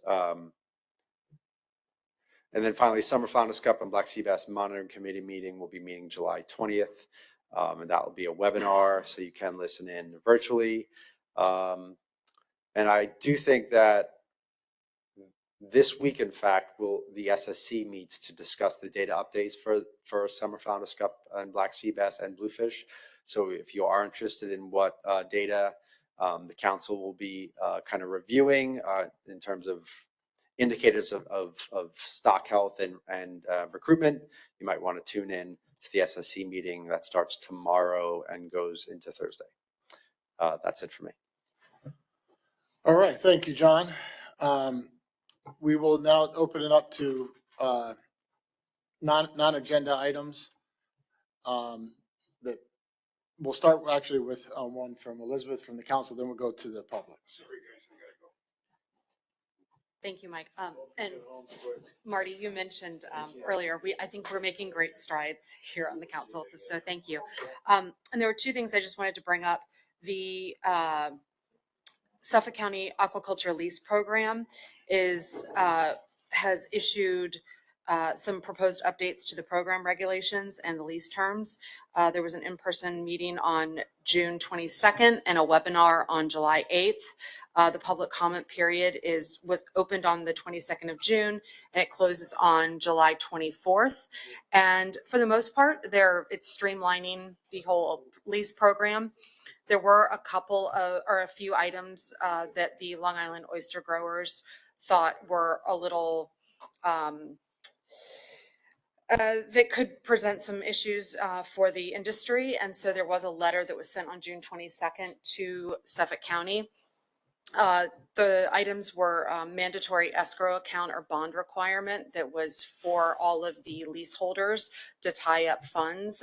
We thought that was kind of could not be great for the business. So we were hoping that they could remove that part of it. Also, the changes to entity ownership notifications and restrictions on lease transfers and assignments. There was some verbiage in there about 30 days notice and in terms of and also non-transferability in the kind of year before you were up for your 10-year renewal. So there were some concerns about that. And also there's it's called a new emergency lane, safety lane requirement. All of the leases that are 10-acre leases already have a buffer zone in between all of them. And there was some new language suggesting that in addition to the buffer, that then there's a offset within the lease. So it kind of reduces the area of the acreage. And so we think that the buffer that's already in place for the program is sufficient. So that was part of the letter that the membership sent to Suffolk County. The other update is that there is a best management practices for overwintering gear that we have taken on coming out of our meeting that I believe was in May or June. It's hard to remember at this point, but basically trying to kind of be proactive and come up with guidelines for the growers in terms of overwintering gear. I share both of these documents with Marty. So just wanted to let everyone know about those updates and feel free to ask me questions if you have any further. Thank you. Okay, thank you. We have a question from the audience from Josh Perry. Elizabeth, on top of the, the changes and everything Leo go on, it's my understanding too that with the changes to the leasing program, the county also adopted a foul weather plan associated with the new leases to be given out. So each grower is pretty much held accountable to a foul weather plan if anything happens. I remember the county was mentioning something about that. I believe you're correct that there was the overwintering comment and then also for the foul weather. Yeah. So, I just wanted to mention that because I know that was a little bit of a, point of contention between the two kind of industries. So, but awesome. Very good. Thank you. Appreciate it. Yes. And just to clarify further, a positive part of this is that the streamlining is incorporating sugar kelp into the whole program. So it's essentially for shellfish aquaculture and seaweed, and it's trying to streamline everything versus coming up with a whole new program. And so a lot of the changes, in addition to the ones I mentioned, are actually trying to streamline the law and everything and just make it a little bit easier to work with. So Thank you very much for that.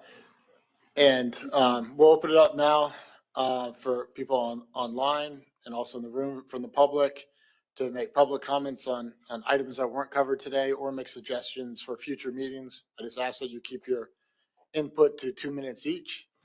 And I'll turn it over to see if we have anyone in the audience here.